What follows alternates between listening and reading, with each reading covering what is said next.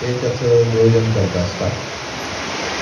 तर मला सांगायला अतिशय आनंद वाटतो की एक म्हणजे मराठी भाषा विशेष त्यांना करता येत नाही, परंतु 50 वर्षापूर्वी ते पुण्यात स्थायिक झाले. चौथीमध्ये होते तेव्हा. चौथीमध्ये आल्यावर इंग्रजी माध्यमाच्या शाळेत गेले. तर त्यांना असं वाटतं की पुणे हे कॉस्मो आहे. कॉस्मो म्हणजे कर्नाटकातले लोक आहेत, ते स्वतः तमिळी आहेत, तमिळमधले लोक आहेत, पंजाबमधले आहेत, गुजरातमधले आहेत किंवा बंगालमधले आहेत, सगळीकडची मंडळी आहेत. तर आपण एक असं जत्रा चालू करूया की ह्या पुणे जत्रामध्ये सर्व प्रकारची पुस्तकं मिळतील. या आज ही पुणे बुक फेअरची 23वी जत्रा म्हणून आपण पुस्तक जत्रा आजपासून चालू झालेली आहे आणि अतिशय मोठा त्याला प्रतिसाद मिळालेला आहे. साधारणपणे 62 स्टॉल्स वेगवेगळ्या ठिकाणून आलेले आहेत. बहुतेक सगळ्या भाषेची पुस्तकं तिथं मिळणार आहेत. परंतु हे करत असताना हे 25 वर्षापूर्वी ते महाराष्ट्र साहित्य परिषदेमध्ये आले. त्यावेळी ते कार्याध्यक्ष डॉक्टर गणा जोगळेकरांना भेटले. ते म्हणजे आम्हाला याला नुसतं आम्हाला पुस्तकं विकायचं नाही, आम्हाला याला एक साहित्यिक सपोर्ट हवा आहे, ते तुम्ही द्या. आणि मग गणा जोगळेकरांना छान वाटलं की अनेकशा मराठी भाषेत नसलेले व्यक्ती अशा पद्धतीने काम करतो आणि त्यांनी तेव्हापासून जो त्यांना सपोर्टच्या मदत द्यायला सुरुवात केली आहे, सातत्याने चालू आहे. तर त्या महाराष्ट्र साहित्य परिषदेचे कार्याध्यक्ष विविध दिवशी आहेत. आज डॉक्टर श्रीपाद फडणवीस यांची मुलाखत घेणाऱ्या सुनीताराजी पवार या प्रमुख कार्यवाह आहेत. आणि दोघंही मंडळी म्हणजे पुण्याकडे सध्या महामंडळं आलेले असल्यामुळे अखिल भारतीय मराठी साहित्य महामंडळाचे अध्यक्ष आहेत सुनीताराजी पवार ह्या कार्यवाह आहेत. आणि तेव्हापासून जे मसाप मदत करत आहेत त्याच्यामध्ये वेगवेगळे काही प्रयोग महाराष्ट्र साहित्य परिषद करत आहेत. महाराष्ट्र साहित्य परिषदेची हे सगळे जे मंडळी आहेत त्यांच्या नेतृत्वाखाली मागील वर्षीपासून काही वेगळे प्रयोग करायला सुरुवात झाली. तसा यावेळेला असा प्रयोग आहे की 4 दिवसामध्ये 8 ते 9 कार्यक्रम या ठिकाणी होत आहेत. मला खात्री आहे की हळूहळू ऐकणाऱ्यांची संख्या वाढेल, परंतु जे काही या ठिकाणी होणार आहे हे सगळं युट्यूबला जाणार आहे. म्हणजे उद्याच तुम्हाला लगेच आधी श्रीपाद समितीची मुलाखत ही आपल्याला ऐकायला. वैशिष्ट्य असं आहे की श्रीपाद समितीसुद्धा येताना पुस्तकाच्या मधून आले थोडक्यात. हे त्यातलं महत्त्वाचं आहे. पुस्तकांमधून जाऊन मुलाखतीला जाणं हे पण काही कमी महत्त्वाचं नाही की आपण तिथे मुलाखत देतो आहोत, तिथे काही रेफरन्सेस लोक लिहून ठेवतील, जाऊन पुस्तकं घेतील, असा सुद्धा एक वेगळा उद्देश आहे.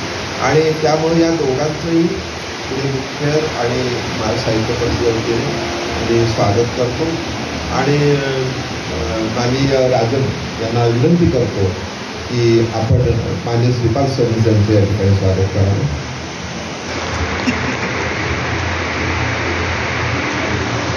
त्याचबरोबर सकाळीच आपण ज्यांचं मनोगत ऐकलं त्या मुलाखत घेणार आहेत. विशेषतः श्रीपाद समिती यांच्या साहित्यावर मनापासून त्यांचं एक साहित्यिक आपण म्हणतो लक्ष प्रेम असं आहे. मला खात्री आहे की आजची मुलाखत वेगळी होईल की विशेषतः युट्यूबवर सगळ्यांपर्यंत पोहोचेल आणि वेगळं त्यांना काही ऐकायला मिळेल. अशा अखिल भारतीय मराठी साहित्य महामंडळाच्या कार्यवाह आणि मसापच्या प्रमुख कार्यवाह माननीय सुनीताराजी पवार यांचं सुद्धा माननीय राजन यांनी स्वागत करावं.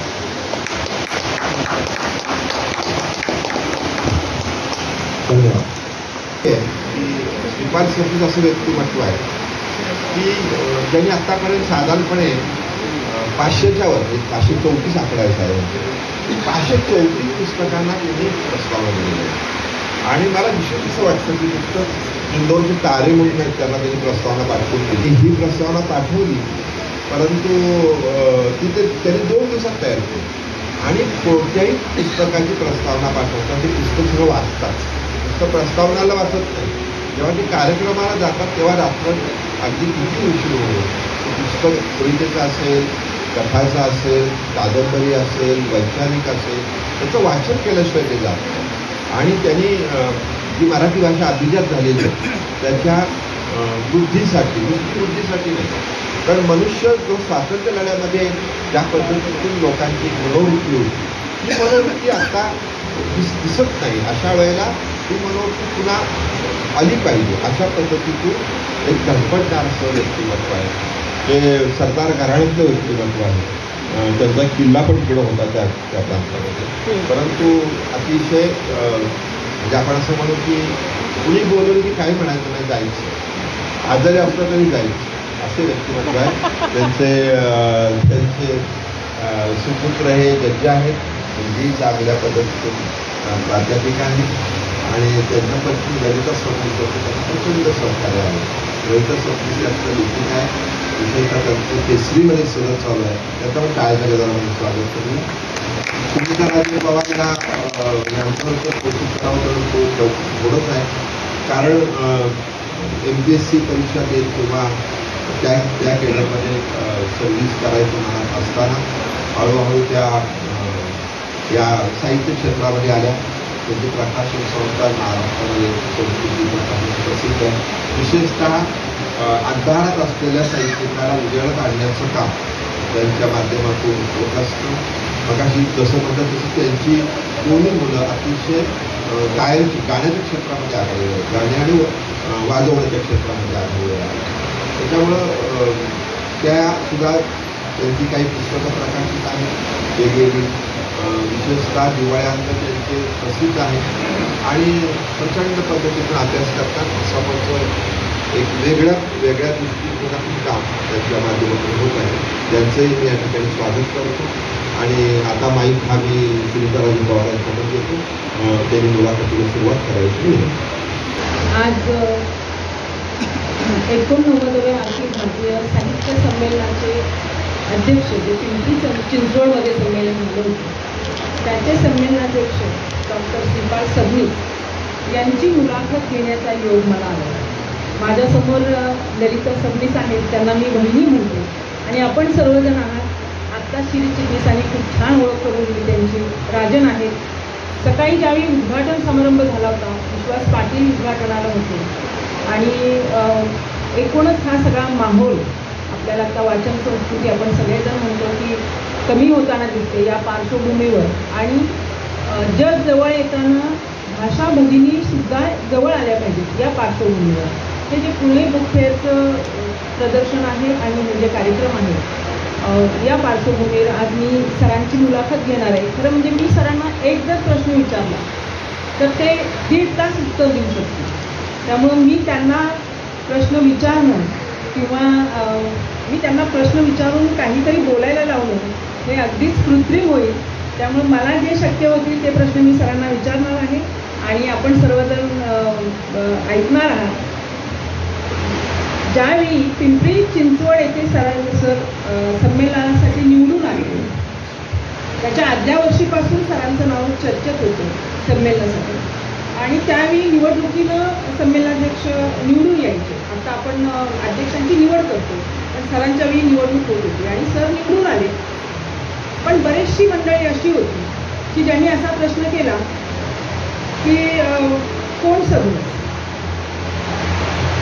आणि त्यानंतरचा जो सरांचा प्रवास आहे ती आता अशी वेळ आहे की सरांना हयात संमेलनाध्यक्ष म्हणावं लागेल.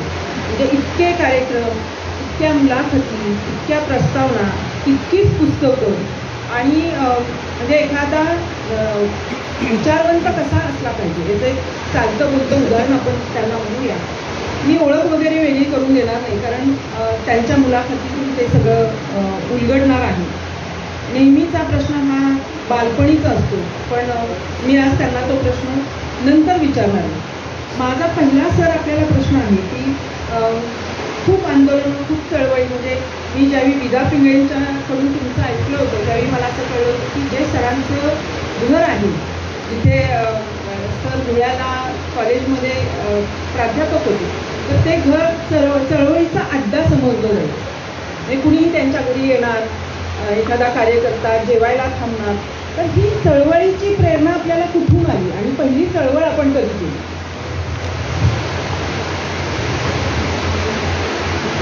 सुरुवातीला मी राजनबाईचं विशेष अभिनंदन करतो. नॉन मराठी माणूस मराठीच्या प्रेमासाठी निष्ठेनं सर्व भाषेच्या पुस्तकांचं जत्रा या ठिकाणी पुण्यासारख्या नगरीमध्ये भरवतो आहे. गेले अनेक वर्षाची तपश्चर्या त्यांची या ठिकाणी योगदान दिसतं मला. त्यांनी ज्यांच्याकडून प्रेरणा घेतली त्यांचंही अभिनंदन. आणि या प्रयोगाला महाराष्ट्र साहित्य परिषदेनं अत्यंत समर्थ अशा प्रकारचं बळ दिलं, सहकार्य केलं, सद्भावना रुजवल्या. त्याबद्दल महाराष्ट्र साहित्य परिषदेचं मी सुद्धा आभार मानतो. आणि त्या संदर्भात आमचे मित्र शिरीषराव चिटणीस आणि सातारा तर गाजवलं सांस्कृतिक क्षेत्रामधल्या सर्व कलांचं, सर्व साहित्याचं केंद्र हा शिरीष चिटणीस झालेले आहे. आणि आता पुण्यातल्या महाराष्ट्र साहित्य परिषदेच्या वतीनं हा जो गेल्या 23 वर्षापासूनचा उपक्रम चालू आहे. यामध्ये शिरीष चिटणीस हे वेगवेगळ्या कल्पक अशा प्रकारच्या योजना आणि अशा प्रकारच्या या संबंध पुस्तक जत्रेला साजेल, शोभेल आणि बळ मिळेल अशा प्रकारचे नवे प्रयोग, नवे उपक्रम राबवत आहेत. याबद्दल त्यांनाही मी धन्यवाद देतो. आणि माझ्या मुलाखत घेणाऱ्या सुनीता राजे पवार या प्रकाशिका म्हणून प्रसिद्धीस आहे, पण त्या लेखिका आहेत. त्या संवेदनशील अशा प्रकारच्या लेखिका. आणि या सर्व बळावरती महाराष्ट्र साहित्य परिषदेचं कार्यवाह म्हणून त्यांचं नेतृत्व सर्व अर्थानं साहित्य परिषदेला नवीन दिशा देणार आहे, नवीन बळ देणार आहे. सुनीताराजे पवार या प्रकाशक म्हणून यशस्वी आहेतच, गृहिणी म्हणून, एक सासू म्हणून, एक पत्नी म्हणून सर्व भूमिका त्यांनी अत्यंत समर्थपणे पेलल्याचा मी अनुभवतो आहे. त्यांच्या घरातल्या सुना संगीताच्या क्षेत्रातल्या, विशेष म्हणजे त्यांच्या एका मुलानं आंतरजातीय विवाह केलेला. आणि हा माझ्या आवडीचा भाग आहे. मला आंतरजातीय विवाह करता तो चान्स मला मिळाला नाही म्हणूनच. आणि आंतरजातीय विवाहाशिवाय सामाजिक समता येणार नाही. जातीतल्या जातीत लग्न करून आणि जातीतल्या जातीत जन्म घेऊन आणि मरून माणसाचं सार्थक होणार नाही. सेक्युलर भारत जर, मानवी भारत जर निर्माण करायचा असेल तर आंतरजातीय विवाहाचं महत्त्व बाबासाहेब आंबेडकरांनी 1927ला मांडलं आणि 1948ला ते स्वतः आपल्या आयुष्यात केलं. आणि त्या विवाहाचं समर्थन गांधींनीसुद्धा केलं असतं. कारण 1944ला मिश्र विवाहाचं समर्थन महात्मा गांधींनी केलं. गांधी हे स्वतःला सनातन हिंदू म्हणत होते, पण त्यांनी मिश्र विवाहाचं समर्थन करून बाबासाहेब आंबेडकराला पूरक अशा प्रकारची भूमिका बजावली. आणि तीच भूमिका सुनीताताई आणि आमचे राजे पवार त्यांच्या कुटुंबामध्ये एका मुलाचं आंतरजातीय विवाह लग्न करून संगीताचे सूर या संबंध संसारी सुराला जुळवले. याचं मला कौतुक आहे. त्यांच्या घरी जाऊन मी आलेलं जेवण केलेलं आहे. आणि विशेष म्हणजे मी त्यांना बहीण मानतो, तेही भाऊ मानतात. आणि म्हणून अशा प्रकारच्या बहिणीनंच माझा मुलाखत घ्यायचा योग आमच्या शिरीषराव चिटणीसांनी आणून दिला. त्याबद्दल मी त्यांना धन्यवाद देतो. आता प्रश्न चळवळीच्या संदर्भातला. चळवळी कोणकोणत्या केल्या, कशा केल्या, कसं निर्माण झालं. तर 1973 साली मी वडिलांशी काही थोडासा मतभेद झाल्यामुळं घराच्या बाहेर पडलो. त्यावेळेस मी गाणी म्हणत होतो, गाणी रचत होतो, हार्मोनियम वाजवता येत होती. आणि अशा परिस्थितीत बाहेर पडलो. वडील जमीनदार, मोठा वाडा, मोठा किल्ला. आणि बाहेर पडल्यानंतर एक वही आणि अंगावरचे कपडे आणि 200 रुपये जवळ होते. याच पुण्याला आलो मी. आणि पुण्यामध्ये एक शिबिर चालू होतं कम्युनिस्टांचं. Comrade S.K. लेमी हे लाल निशाण पक्षाचे प्रवर्तक प्रमुख, त्यांचं शिबिर इथे श्रमिकमध्ये चालू होतं. त्या शिबिराला जाऊन बसलो मी. गाणी म्हणली काही. त्यांना ते प्रचंड आवाज आवडला, हार्मोनियमचे संबंध सूर आवडले. ते मला म्हणाले की तुम्ही मुंबईला येता का आमच्या पक्षामध्ये. खाण्यापिण्याची सोय व्हावी म्हणून मी मुंबईला निघून गेलो. 1 महिना त्यांच्याकडे राहिलो. त्यांच्याकडे श्रमिकमध्ये मोठ्या बिल्डिंगमध्ये तिथे माझी व्यवस्था होती. एका कॉटवर दत्ता देशमुख, कॉम्रेड दत्ता देशमुख, महाराष्ट्रातले अत्यंत जबरदस्त पाणी तज्ज्ञ, नावलौकिक असणारा म्हणजे मुख्यमंत्र्यांच्या पात्रतेचा पुढारी, त्यांच्या कॉटवर एकीकडे त्याच खोलीमध्ये दुसरा कॉट माझा असायचा. अशी व्यवस्था त्यांनी केली. कलापथक उभं केलं. संबंध कामगारांच्या लढ्यामध्ये मी तिथे गाणी गायलो, कलापथक चालवलं. आणि तिथून मग कॉम्रेड श्रीपाद अमृत डांगे यांच्या लोकांनी, रोजा देशपांडेंनी माणसं पाठवून मला फोडलं. कम्युनिस्टांची फोडाफोडी चालत होती. डांग्यांचा उजवा कम्युनिस्ट पक्ष आणि लाल निशाण म्हणजे स्वतंत्र असा एक दुसरा डावा पक्ष, दोन्हीही मार्क्सवादी. पण त्यांच्यामध्ये मतभेद काही तात्विक असतील. मला मार्क्सवाद त्यावेळेस कळत नव्हता. आणि मग त्यांनी म्हणले की आमच्याकडे आम्ही कलापत्र चालवतो म्हणले. आणि या श्रमिकच्या समोर जीप आणून उभी केली आणि मला त्यांनी बसवलं. लाल निशाणच्या लोकांनी मला पाहिलं त्यांच्या गाडीमध्ये गेलेलं. आणि मग हा फुटला असं त्यांना बरोबर वाईट गणित दिले. मी डांग्यांच्या घरी जेवायला राहायचो. तिथला स्वयंपाकी मला पोळ्या वाढायचा. तरुण वय 23 वर्षाचं वय होतं. 7-8 फुलके वाढले तर मला फुलके कशी पुरतील. तरुण होतो त्यावेळेस मी. तो रागानं माझ्याकडे असा वटाळून बघायचा. हे मला सहन झालं नाही. आणि मग तिथून मी पुण्याला आलो. सुधीर बेडेकर आमचा मित्र होता, D.K. बेडेकरांचा मुलगा. सुधीर बेडेकरला म्हणले की बाबा मला क्रांतीचं कार्य करायचं आहे. एक डोक्यात अशी एक हवा होती, काहीतरी क्रांती झाली पाहिजे. सुधीर म्हणला की तुला जर क्रांती करायची असेल तर शहाद्याला जा. धुळे जिल्ह्यामध्ये आदिवासींची चळवळ चालू आहे. आणि आदिवासींची चळवळ त्या ठिकाणी कुमार शिराळकर, म्हणजे मुक्ता मनोहरचे मिस्टर अशोक मनोहर तिथं होते त्यावेळेस. नंतर विश्वास कारडे, विजय कानेरे असे अनेक लोक होते. त्यांच्यामध्ये जायला त्यांनी सांगितलं. आणि त्या ठिकाणी मी गेलो. 5-6 महिने तिथे संबंध कलापत्र, आदिवासींची भाकरी खाल्ली, त्यांचा संबंध चटणी खाल्ली, गुळाचा चहा केला. 6 महिने कार्यकर्ता म्हणून जगलो मी. त्यातल्या अनेक गोष्टी आहेत.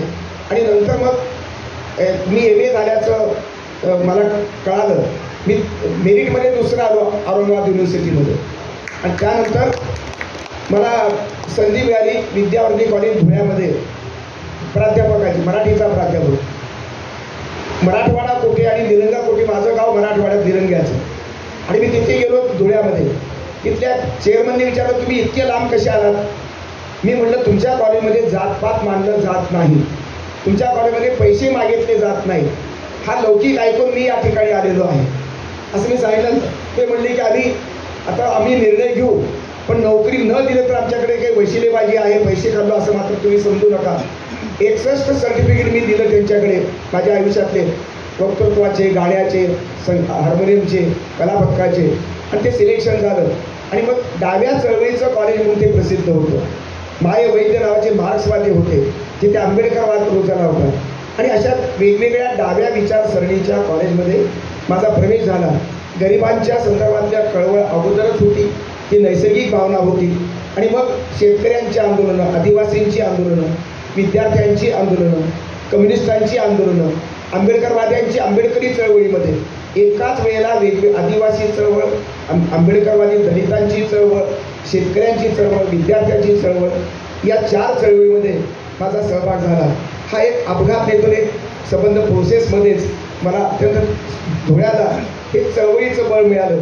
त्याची काही गुणधर्म विकास आंदोलन जे मराठवाड्याचं होतं त्यामध्ये मी सहभागी झालो. इंग्रजी हटाव हे संबंध घोषणा देऊन लातूरला मराठवाड्याच्या संबंध विकास आंदोलनामध्ये मी सहभागी झालो. त्याला छोटासा अनुभव होता, पण चळवळीचा, डाव्या चळवळीचा, विशेषतः गरिबांच्या चळवळीचा अनुभव मला त्या ठिकाणी आला. आणि धुळे ही माझी कर्मभूमी ठरली. सुरुवातीच्या काळात तुम्ही कविता करायचा, वगनाट्य लिहायचा. म्हणजे मी शुक्राची चांदणी नावाचं वगनाट्य तुम्ही लिहिलेलं होतं आणि एकांकिका लिहिला. आणि त्या नंतर समीक्षा आणि वैचारिक साहित्य इकडे एकदम वळलात तुम्ही आणि यातच जास्त रंगला. ते सुरुवातीची वगनाट्य, कविता हे सगळं सोडलं का तुम्ही? कविता लिहिल्या मी. नामदेव ढसाळचा एक प्रभाव, मित्र असल्याने थोडासा प्रभाव होता, पण मला कविता जमली नाही शेवटपर्यंत. बऱ्याच कविता 25-50 कविता लिहिली होत्या, पण शिव्या देणाऱ्या कविता, प्रस्थापितांना शिव्या, संस्कृती कैवाऱ्यांना शिव्या, शिव्या म्हणजे कविता होऊ शकत नाही हे माझ्या लक्षात आलं. आणि मी कविता लिहिणं बंद केलं. ज्या कविता होत्या त्या सगळ्या फाडून फेकून दिल्या. वगनाट्याचा एक संदर्भ आहे. कलापत्र चालवताना तू शुक्राची चांदणी हे वगनाट्य मी लिहिलं. याची मूळ प्रेरणा दादा कोंडके आहे. दादा कोंडक्यांचं इच्छा माझी पुरी करा हे वगनाट्य दयानंद कॉलेज लातूरमध्ये मी रात्री पडदा फाडून मी पाहिलेला आहे. कारण 2 रुपये सुद्धा जवळ नव्हते. कारण वडिलांचा माझा संघर्ष असल्यामुळे वडिलांकडून मी काही घेत नव्हतो. आणि त्यामुळं संबंध पडदा फाडून एक नाटक पाहिलं वगनाट्य आणि प्रचंड प्रभाव माझ्यावर पडला. ते वसंत सबनीसांचं हे किस्सा माझी पुरी करा. तर या सबनीसांनी का लिहू नये आणि म्हणून तू शुक्राची चांदणी अशा अर्थाचं एक सुंदर त्याला नरहर कुरुंदकरांची प्रस्तावना मिळालेली. नरहर कुरुंदकर माझे गुरु आहेत. त्यांच्याबद्दल मला सार्थ अभिमान आहे. बुद्धिमत्ता, तर्कशुद्धता, अभ्यास, सूक्ष्म अभ्यास, वेगवेगळ्या अंगांनी सत्याकडे पाहण्याची पद्धती ही सगळी त्यांच्यामधून आलेली आहे. आणि म्हणून हे शुक्राची चांदणी लिहिलं. शुक्राची चांदणी हे वगनाट्य मुंबईच्या शेख जेनू चांद यांचं कलापथक होतं. शेख जेनू चांद म्हणजे अमर शेखांचे सहकारी. शाहीर अमर शेखांचे सहकार्यानं हे अमर कलापथक जे चालवलं, त्या अमर कलापथकानं हे संबंध शुक्राची चांदणी बसवलं. त्या नाटकाचे दिग्दर्शक होते सुहास भालेकर, सिनेमा नट. त्या वगनाट्याला नृत्य दिग्दर्शक होते सुमन सरकार, प्रसिद्ध नृत्य दिग्दर्शक. आणि माया जाधव माझ्या वगनाट्यामध्ये काम करायची. अशा प्रकारचं ते सुंदर अशावर. आणि हे व्यावसायिक रंगभूमीवर ते नाटक प्रचंड गाजलं. मला त्या महाराष्ट्र टाइम्समधल्या जाहिराती वाचून मला आनंद व्हायचा. त्यानंतर मग राया मला मुंबईला घेऊन चला. हे अत्यंत तरुण मनाला शोभेल अशाच प्रकारचं ते वगनाट्य होतं. आणि ते नाटक लिहिलं. ते कुठं काही सादर झालं नाही. पण पाटलाची मैना आणि कर्जाची दैना हे शेतकऱ्याच्या प्रश्नावरचं एक वगनाट्य मी लिहिलं. ते प्रकाशित झालं नाही, पण त्याच्या मासिकात छापलं. आकाशवाणी जळगाववरती ते सादर केलं गेलं. अशी 3 वगनाट्य लिहिली. नंतर एकांकिका लिहिण्याचा प्रयत्न केला. क्रांती नावाची एकांकिका मी लिहिली. ती मला वाटतं 1979-80ला ती प्रचंड गाजली. धुळ्याला तर गाजलीच, पण नगरला एक महाराष्ट्रात स्टेट लेवलवरती एक स्पर्धा होती. सतीश पोळेकर त्या संबंध स्पर्धेचे परीक्षक होते. तिथल्या एकांकिकेच्या लेखनाचं आणि डायरेक्शनचं पहिलं बक्षीस त्यांनी मला दिलं सतीश पोळेकरांच्या हस्ते. ही अत्यंत क्रांतिकारक घटना होती. आणि त्या संबंध कॉलेजची मुलं आणि मुली माझ्यावर भयंकर लाड प्रेम करायचे, मला हे करायचे. त्यानंतर मी 1982ला सत्यकथा 82 या नावाचं मी एकांकिका लिहिली.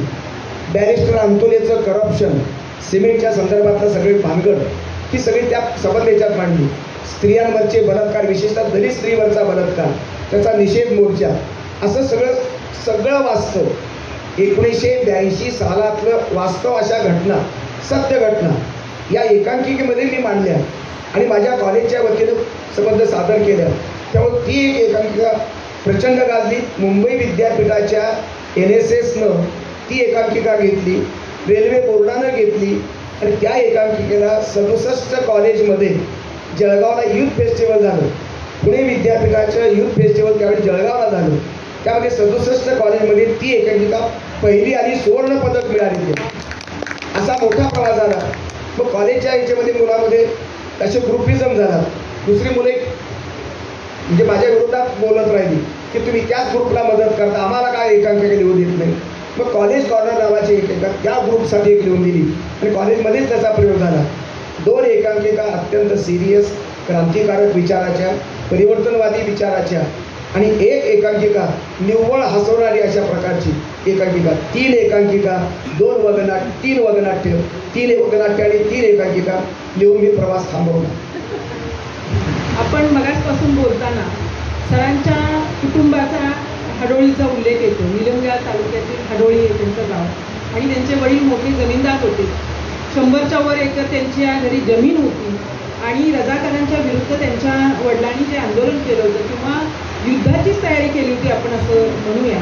तर तो काय सगळा प्रकार होता? तुम्ही त्यावेळी लहान होता. तुमच्या पुस्तकामध्ये मी या सगळ्या गोष्टी वाचल्या. कारण प्रतिभावंतांचं गाव नावाचं जे मी पुस्तक केलं त्यावेळी सरांनी आपल्या गावाबद्दल लिहिलं. म्हणजे वडिलांची काही मतभेद किरकोळ असू शकतात त्यांचे, पण त्यांचे वडीलसुद्धा प्रचंड क्रांतिकारी विचारांचे होते आणि ते DNA मध्ये कुठेतरी ते सगळं आलेलं असतं. तर आपल्या वडिलांच्याबद्दल आम्हाला थोडंसं ऐकायला आवडेल. मोहनराव रामराव पाटील हे एकुलते एक आई-वडिलाला एकुलते एक अशा प्रकारचे चिरंजीव असणारे. कोवळ्या वयामध्ये त्यांनी रजाकारांच्या विरुद्ध मराठवाडा मुक्तीसंग्राममध्ये आंदोलन केलं. म्हणजे त्यांनी ते केली. रजाकारांचा हिंदू स्त्रियांवरचा अन्याय, अत्याचार, हिंदूंना मारणं हे त्यावेळेस अत्यंत हानिकारक अशा प्रकारचं अन्यायकारक होतं. आणि रजाकाराच्या विरुद्ध पेटलेल्या आगीचा संबंध वणवा सगळीकडे पेटला होता. सगळीच माणसं प्रतिकारासाठी सिद्ध झाली होती. अशा वेळेस मोठा वाडा 1-1.5 एकर वाडा आमचा होता. 13 फुटाची भिंत, म्हणजे भिंत 13 फुटाची रुंदी होती, भिंतीला रुंद असा चौफेर असा वाडा आणि 1.5 एकर पसरलेला. त्याला जोडून बुरुज आहे आमच्या गावाचा. आता वाडा पडलेला आहे. अशा वाड्यात माझा जन्म झाला. तो 1950ला झाला. 48ला रजाकारचा संबंध पिरियड संपला.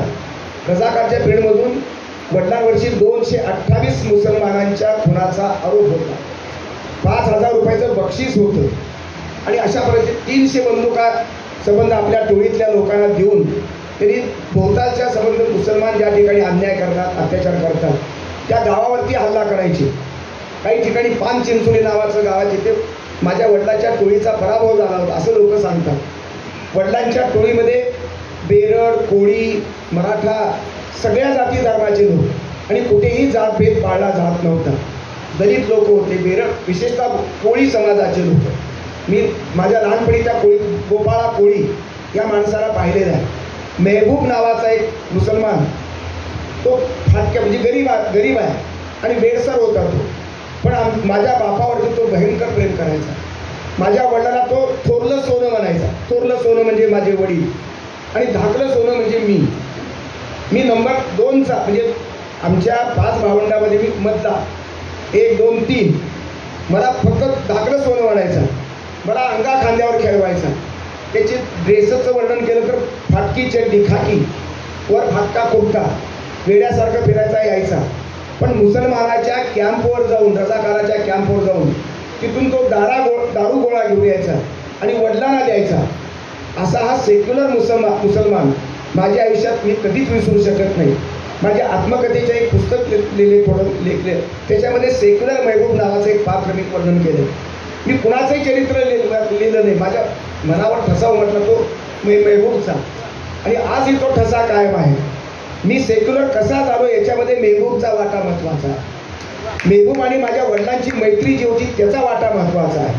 आणि म्हणून या संबंध मेहबूबचं चित्र आणि सगळं चरित्र सगळ्या जाती धर्माच्या लोकांनी टोळी निर्माण झाली होती.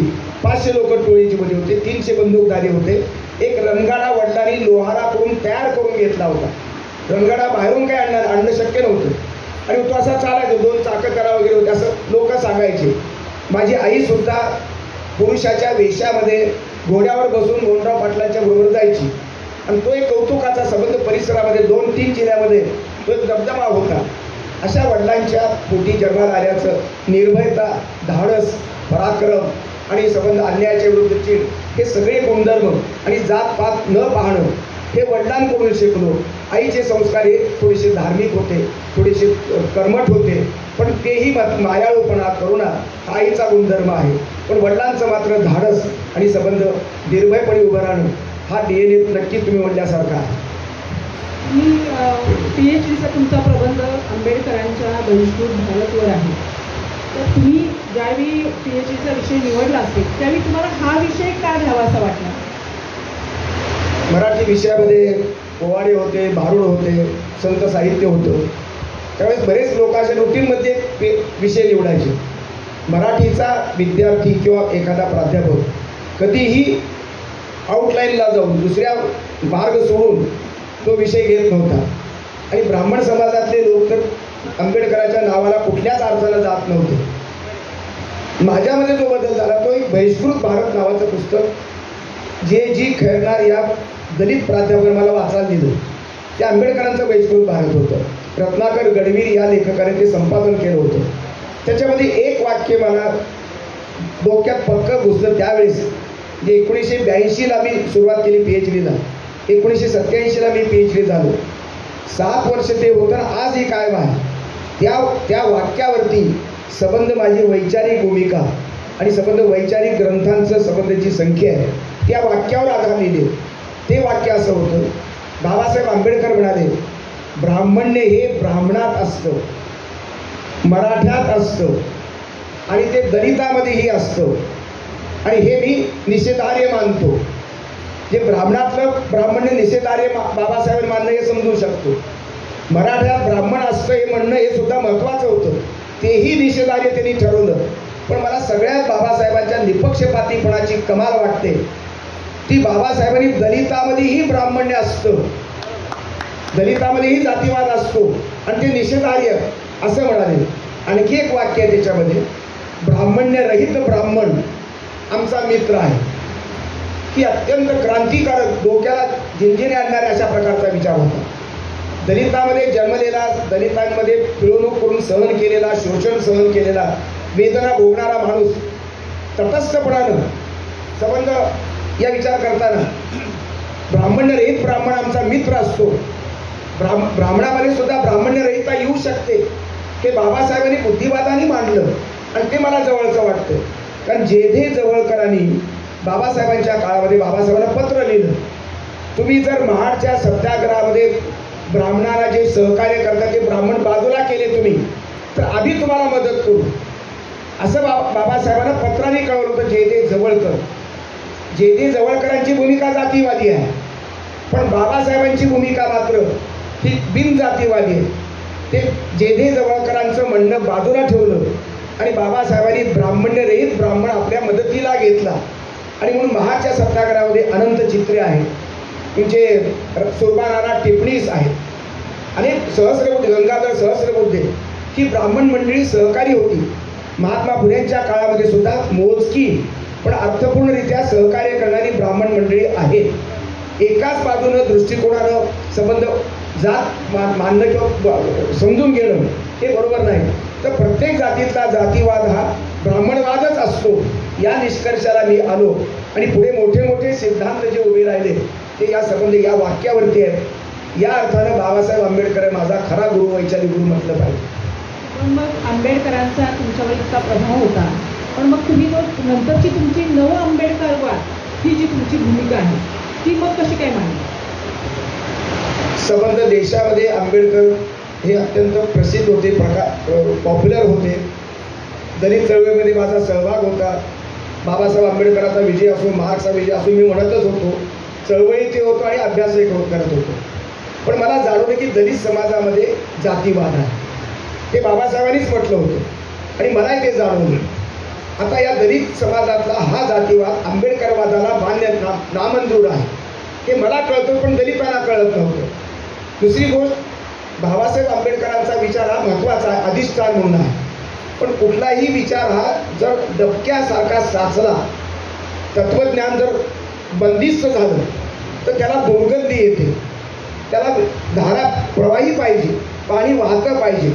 आणि मग गांधीवाद असो, गोळवलकरवाद असो किंवा आपल्या महात्मा फुल्यांचा विचारांचा वाद असो, आंबेडकरवाद असो, ही सगळी तत्वज्ञानं वाहत्या पाण्यासारखी पुढे गेली पाहिजे. ते जर गेले नाही तर त्याचं डबकं होईल. आणि म्हणून आंबेडकरवादाच्या काळातली जी आव्हानं आहेत ते नवीन कालखंडामध्ये बदलल्याचं मला जाणवलं.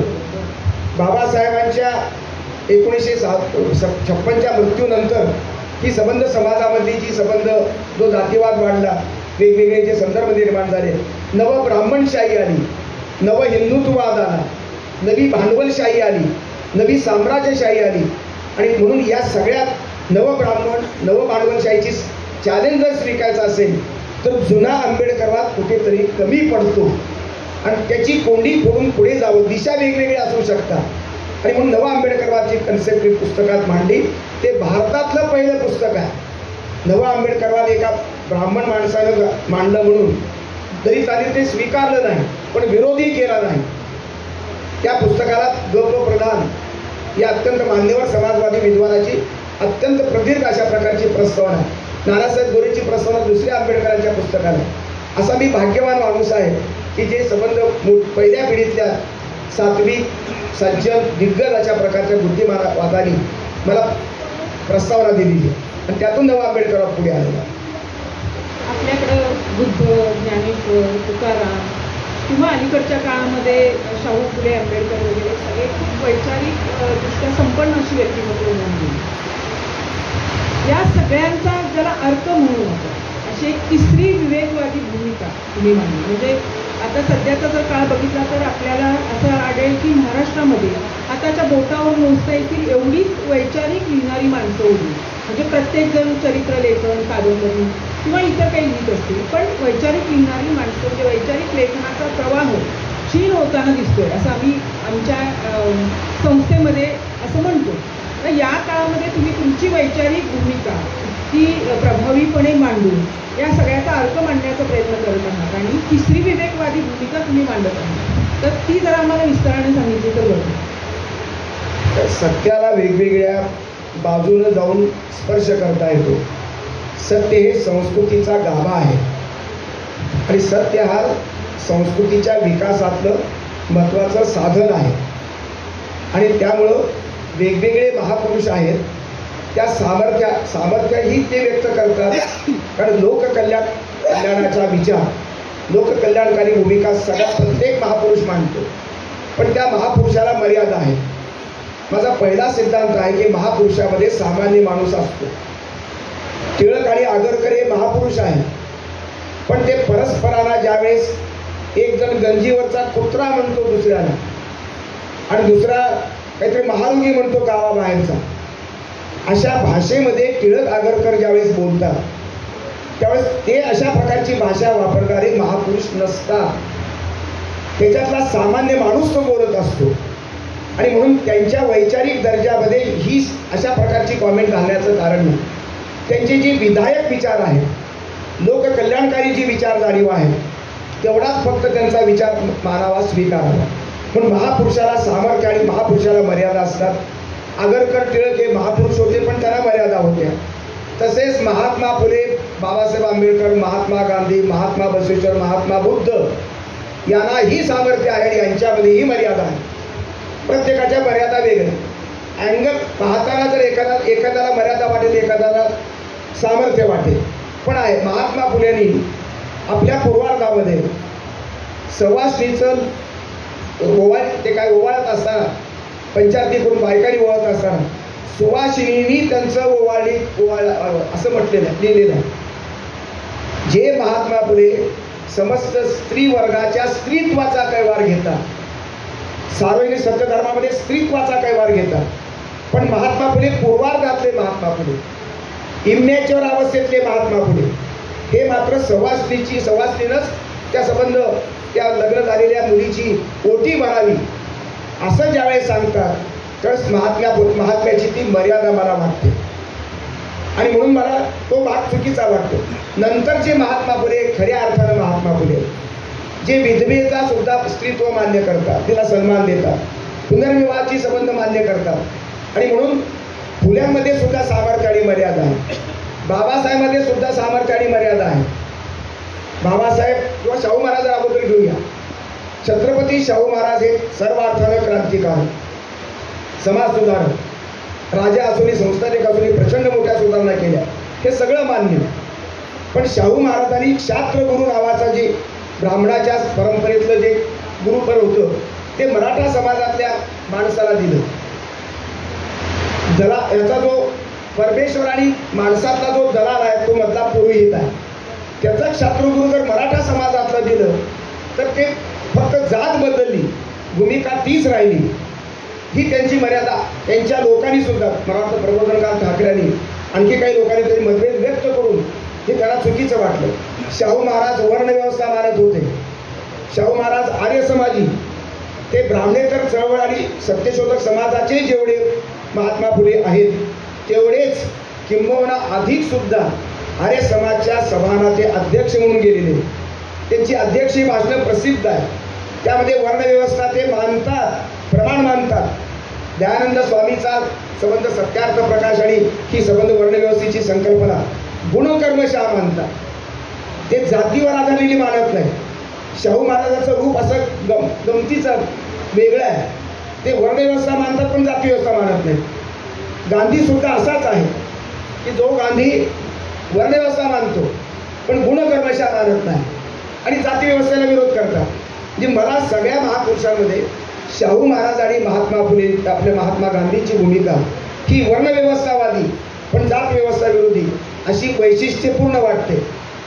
महात्मा फुले वेदाला विरोध करतात, शाहू महाराज वेदाचं समर्थन करतात, बाबासाहेब आंबेडकर वेदाला विरोध करतात.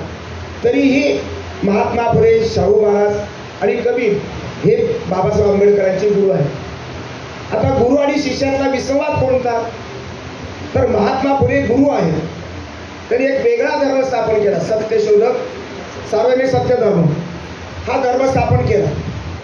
आणि बाबासाहेबांना महात्मा फुलेंचा अभ्यास झाला होता सगळा, त्याला गुरु मानायचे. मग धर्म स्वीकार करताना महात्मा फुल्यांचा सार्वजनिक सत्य धर्म बाबासाहेब आंबेडकरांनी का स्वीकारला नाही, हा प्रश्न मी पुस्तकात अनेक वेळा निर्माण केला. त्याचं उत्तर मी शोधलं. महात्मा फुल्यांचा निर्मिक हा ईश्वराची आवृत्ती आहे. ईश्वरी संकल्पना आणि निर्मिक संकल्पना या परस्पर विरोधी नाहीत. ईश्वरी संकल्पनेच्या वर्तुळामध्येच निर्मिक संकल्पना आहे आणि निर्मिक संकल्पनेच्या वर्तुळामध्येच ईश्वर संकल्पना. आणि म्हणून हा निर्मिक आणि हा देव हा ईश्वर बाबासाहेबांच्या 7 कोटी दलितांच्या डोळ्यातलं पाणी पुसू शकत नव्हता. म्हणून त्यांनी नाकारला, ईश्वर नाकारला, निर्मिक नाकारला. आणि महात्मा फुल्यांची ही संकल्पना गुरु असून सुद्धा थोडी बाजूला सारली, सार्वजनिक सत्यधर्म बाजूला सारला आणि थेट बुद्धाला जाऊन भिडले. कारण बुद्ध हा ईश्वर मानत नाही, आत्मा मानत नाही. बुद्धाच्या ठिकाणी बाबासाहेब आंबेडकरांच्या बुद्धिवादाचं समाधान झालं.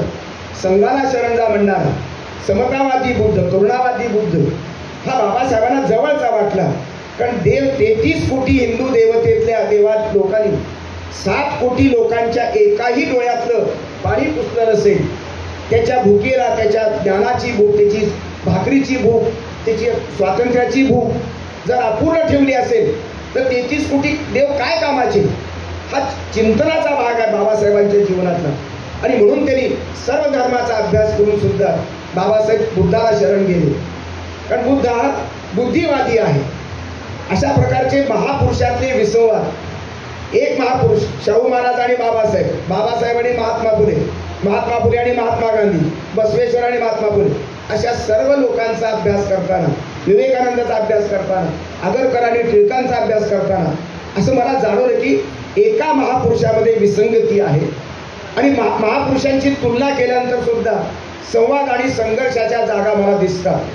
आणि म्हणून संवाद कोणता आणि संघर्ष कोणता मी मांडत गेलो तेव्हा प्रचंड मोठी संख्या अशी पुस्तकाची झाली. पण एक लक्षात माझं आलं की मी निष्कर्षावर आलो, संवाद आणि संघर्ष हे संस्कृतीचं वाचन करण्यात आवश्यक आहे, महापुरुषाचा अभ्यास करताना आवश्यक आहे. आणि सामर्थ्य आणि मर्यादा, प्रत्येक महापुरुषामध्ये सामर्थ्य आहे, प्रत्येकामध्ये मर्यादा आहे. ही 2 सिद्धांत माझ्या अभ्यासातून परिपाक निर्माण झाला. आणि त्या अभ्यासावर आधारलेलं, त्या सूत्रावर आधारलेलं अखिल भारतीयचं संमेलन टायटल आहे संवाद आणि संघर्षात्मक ही भूमिका, ही साहित्य संमेलनाची भूमिका. पण ह्या सगळ्या भूमिका इतक्या प्रभावीपणे आणि उघडपणे मांडताना अनेकांशी तुम्हाला शत्रुत्व पण स्वीकारावं लागलं. कारण या सगळ्याच भूमिका सगळ्यांनाच पटतील असं नव्हतं. म्हणजे मला आठवतं की ज्यावेळी वारजेमध्ये एक संमेलन होतं आणि आधी तुम्हाला प्रमुख पाहुणे म्हणून बोलवलेलं होतं आणि त्याच दरम्यान काहीतरी संतांच्या बाबतीचा एक विषय घडलेला होता. तर त्यांनी ते घाबरून गेले, जर सर आले तर काहीतरी घडेल. तर अशा कोणत्या प्रसंगांना तुम्ही सामोरे गेलात? नाही, सत्य मांडत असताना अभ्यास जर तुमचा बरोबर असेल आणि निर्भय तुमची जर भूमिका असेल तर कॉम्प्रोमाइज करण्याची वेळ येत नाही आणि तुम्हाला शरण जायची काही कारण नाही. मला सत्य न पचल्यामुळं जळगावच्या ब्राह्मण समाजानं ठराव करून माझा निषेध केलेला, तो मला साल आठवत नाही. शाहू महाराजाच्या संदर्भात धुळ्यामध्ये मी शाहू महाराजाची बदनामी केली म्हणून तिथे संबंध निषेधाची सभा झाली. त्याच्या निषेधाच्या सभेमध्ये शरद पाटील आले होते. अशी एक सभा, म्हणजे मराठ्यांनी निषेध केला, ब्राह्मणांनी निषेध केला, मुसलमानांनी निषेध केला आणि सगळ्यात आश्चर्य म्हणजे ज्या दलितांसाठी मी उभा राहतो त्या दलितांनीही निषेध केला. अशा सर्व निषेधाच्या प्रक्रिया पार पाडून मी ते पुण्याला आलो होतो. म्हणजे बरंचसं भांडवल अगोदर होतं आणि त्यामध्ये इथे आल्यानंतर पुन्हा मोदींना विरोध केल्यामुळं खरं म्हणजे लोकांना कळालं नाही. मोदीचा बी सामर्थ्य आणि मर्यादा या बाबतीमध्ये पुस्तकं लिहिलं, नरेंद्र मोदी आणि हिंदुत्व आणि बंधुत्व हे पुस्तक लिहिलं. ते कुठेही गाजावाजा ते पुस्तक झालं नाही. पण संमेलनाच्या भाजपच्या लोकांनी जो विरोध अशा प्रकारचा दर्शवला यातून RSAच्या लोकांनी 30 वर्ष आपल्या विरोधात हा माणूस भांडतोय म्हणून माझ्या विरुद्ध ते रान पेटवलं आणि मग गाढवाच्या गळ्यामध्ये माझी पाठी बांधली, मला फिरवलं, जाळलं.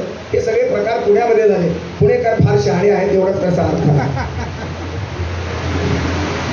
व्यक्तींच्या बरोबर पण तुमचे मतभेद झाले, पण ते वैचारिक मतभेद होते, त्याचं कधी मतभेदात तुम्ही रूपांतर होऊ दिलं नाही. म्हणजे अगदी आत्ताचे आपले अध्यक्ष त्यांच्याशीही काहीतरी मतभेदाचे प्रसंग होते, पण ते तुम्ही खूप म्हणजे तुम्ही कधीही व्यक्तीबद्दल नाराजी नसते, तुमची विचारांबद्दल नाराजी असते. तर तो काय विषय होता? लोकसत्तेचे संपादक गिरीश कुबे यांच्याशी मतभेद झाली. त्यांनी एक आग्रहलेख लिहिला आणि मला गणप्या म्हणलं, काहीतरी विदूषक म्हटलं. उदय निरगुडकर या ग्रहस्थानी TV चॅनलवरती संबंध माझा राजीनामा मागितला. मी आता तुम्हाला माहीत आहे की मी अत्यंत इमानदारीनं अगोदर 2 वर्ष प्रचार करून इलेक्शन लढवलं. इलेक्शनमध्ये बहुसंख्य मतानं मी 6 का 14 मतं जास्त पडली, 100च्या वर मतं जास्त पडली होती. आणि ते सबंध होत असताना अनेक लोक विरोधात गेले. तुमचे रामदास फुटाणे मला येडी बाबळ म्हणाले. तुमचा सदानंद मोरे मला ते काय मेहूणच्या मुलाखत घेतली गेली, अक्षरधाराची राजन खाननं मुलाखत घेतली, ती भयंकर गाजली. त्याच्यात ते म्हणजे सबनीस जिथं जातील त्या स्टेजवर मी शेअर करणार नाही. खरं कारण वेगळं होतं. सबनीसांचं भाषण हे थोडं लोकांना प्रभावी वाटतं, मी काही त्याला इलाज नाही. आणि त्यांचं भाषण थोडं मवाळे असं वाटतं. त्यांनी निमित्त साधलं, मी यांच्या स्टेजवर जाणार नाही असं म्हणाले. परंतु ते शिरीषराव त्यांनी टिकवलं नाही. MITच्या कार्यक्रमामध्ये सदानंद मोरे कार्यक्रमाला आले, अध्यक्ष मी आणि ते त्यांच्या हस्ते तिथे आले. PD पाटलांच्या कार्यक्रमामध्ये सदानंद मोरे आले आणि त्यांचा आपला नियम मोडला. काही ठिकाणी सोयीस्कर इथे असं ते म्हणाले. माझं काही म्हणाले, माझं कोण असं वागलं नाही. मी उदय निरगुडकरांच्या विरुद्ध केस दाखल केली कोर्टामध्ये, अजून केस चालू आहे. नंतर विश्वास पाटलांनी काहीतरी म्हणजे ते बंदा रुपया का काय तर विठ्ठल वाघाचे कैवार घेऊन काहीतरी बोलले आणि पेपरमध्ये बातमी आली. त्या टायटलवरती मी लगेच केस दाखल केली. मी 2-3 केसेस दाखल केले. उदय निरगुडकर कुबेराच्या विरुद्ध पण केस दाखल केली. प्रेस काउन्सिलपर्यंत मी लढत गेलो. आणि आता विश्वास पाटलांनी हा केल्यानंतर मी केस दाखल केली. नंतर काही वर्षानंतर विश्वास पाटलांनी पुस्तकाचं नागकेशरी त्यांची कादंबरी, त्या केशरचं मला प्रकाशन करण्याचा त्यांनी विनंती केली. मी म्हटलं जरूर करू. मग ते सदाफले मामा सगळा ग्रुप आला, सगळ्या ग्रुपमध्ये बसले. मी माझ्या शेजारी त्यांना आणून बसवलं, त्यांचा सत्कार केला आणि त्यांना म्हणाले की कोर्टात केस चालू आहे तुमच्या विरुद्ध, तर तुम्ही मला एक लेखी माफीपत्र दिलं तर मी तुमच्या पुस्तक प्रकाशनाला येईल, नाहीतर पुस्तक प्रकाशन मी करून तुमचा गौरव केला तर पुरावा म्हणून दाखल केला जाईल. पण त्यांनी लेखी माफीपत्र दिलं. आजही ते माझ्याजवळ आहे. त्याचा काही फार गाजावाजा करण्याची गरज नाही. ते माझे चांगले मित्र आहेत आणि नेहमी जाणं येणं आमच्याकडे असतं, सतत मानतात ते. आता तुमचा सत्कार झाला त्यावेळेस रावसाहेब कसबे आणि आमच्या दोघांचा नमस्कार केला, त्यांचा असे संवाद घडतात. सदानंद मोरेला मात्र मी बोलत नाही आणि काही तसा काही फार वाढण्याचा प्रश्न नाही. पण उदय निरगुडकरची अजून केस चालू आहे. असे मतभेद आहेत. पण रामदास फुटाणे नंतर जुळले. नंतर त्यांनी कौतुक केलं, त्यांच्या पुस्तकाचं प्रकाशनच माझ्या हस्ते ठेवलं, त्यांचा गौरवही झाला. सत्यासाठी मी कुणाशीही भांडतो आणि सत्यासाठी कुणाशीही मैत्री करतो. मला सर्व समाज सत्यावर आधारलेल्या जाणीवेतून मला हवा आहे. त्या संदर्भातलं माझं भांडण किंवा माझं संवाद असा चालू असतो. संवाद आणि संघर्ष सूत्र आहे. आत्ताचा काळ बघता ऐतिहासिक लेखन करताना लोक घाबरतात. म्हणजे ब्राह्मणांनी पेशव्यांच्या बद्दल लिहावं आणि मराठ्यांनी छत्रपतींच्या बद्दल लिहावं, हा असा काळ आहे. कारण त्यांना उत्तर देताना ते सोपं जातं किंवा त्यांच्या विरोधात फार लोक उठत नाहीत भांडण्यासाठी. तर या काळामध्ये शिवाजी महाराजांचं तुम्ही पुस्तक लिहिलं आणि ते त्याच्या खूप प्रती विकल्या गेल्या आणि तुम्ही न घाबरता ती भूमिका मांडली. दोन्ही भूमिका एकत्र करून तुम्ही जो काही शिवाजी महाराजांचं चरित्र उभं केलं, तर हे कसं काही धाडस केलं तुम्ही? बऱ्याच वर्षापासून शिवाजी महाराजाचा कळत न कळत अभ्यास चालू होता आणि शिवाजी महाराजाच्या संदर्भात विद्वानांचे 2 गट पडल्याचं मी पाहत होतो. एक ब्राह्मणी विद्वानांचा आणि दुसरा ब्राह्मणेतर विद्वानांचा गट. शिवाजी महाराजांना ब्राह्मणाकडे वळवण्याचा, त्यांच्या गळ्यात जानवं घालून त्यांना आपल्याकडे झुकवण्याचा प्रयत्न ब्राह्मण्यग्रस्त ब्राह्मण विद्वानांनी केला असं माझं प्रामाणिक मत आहे.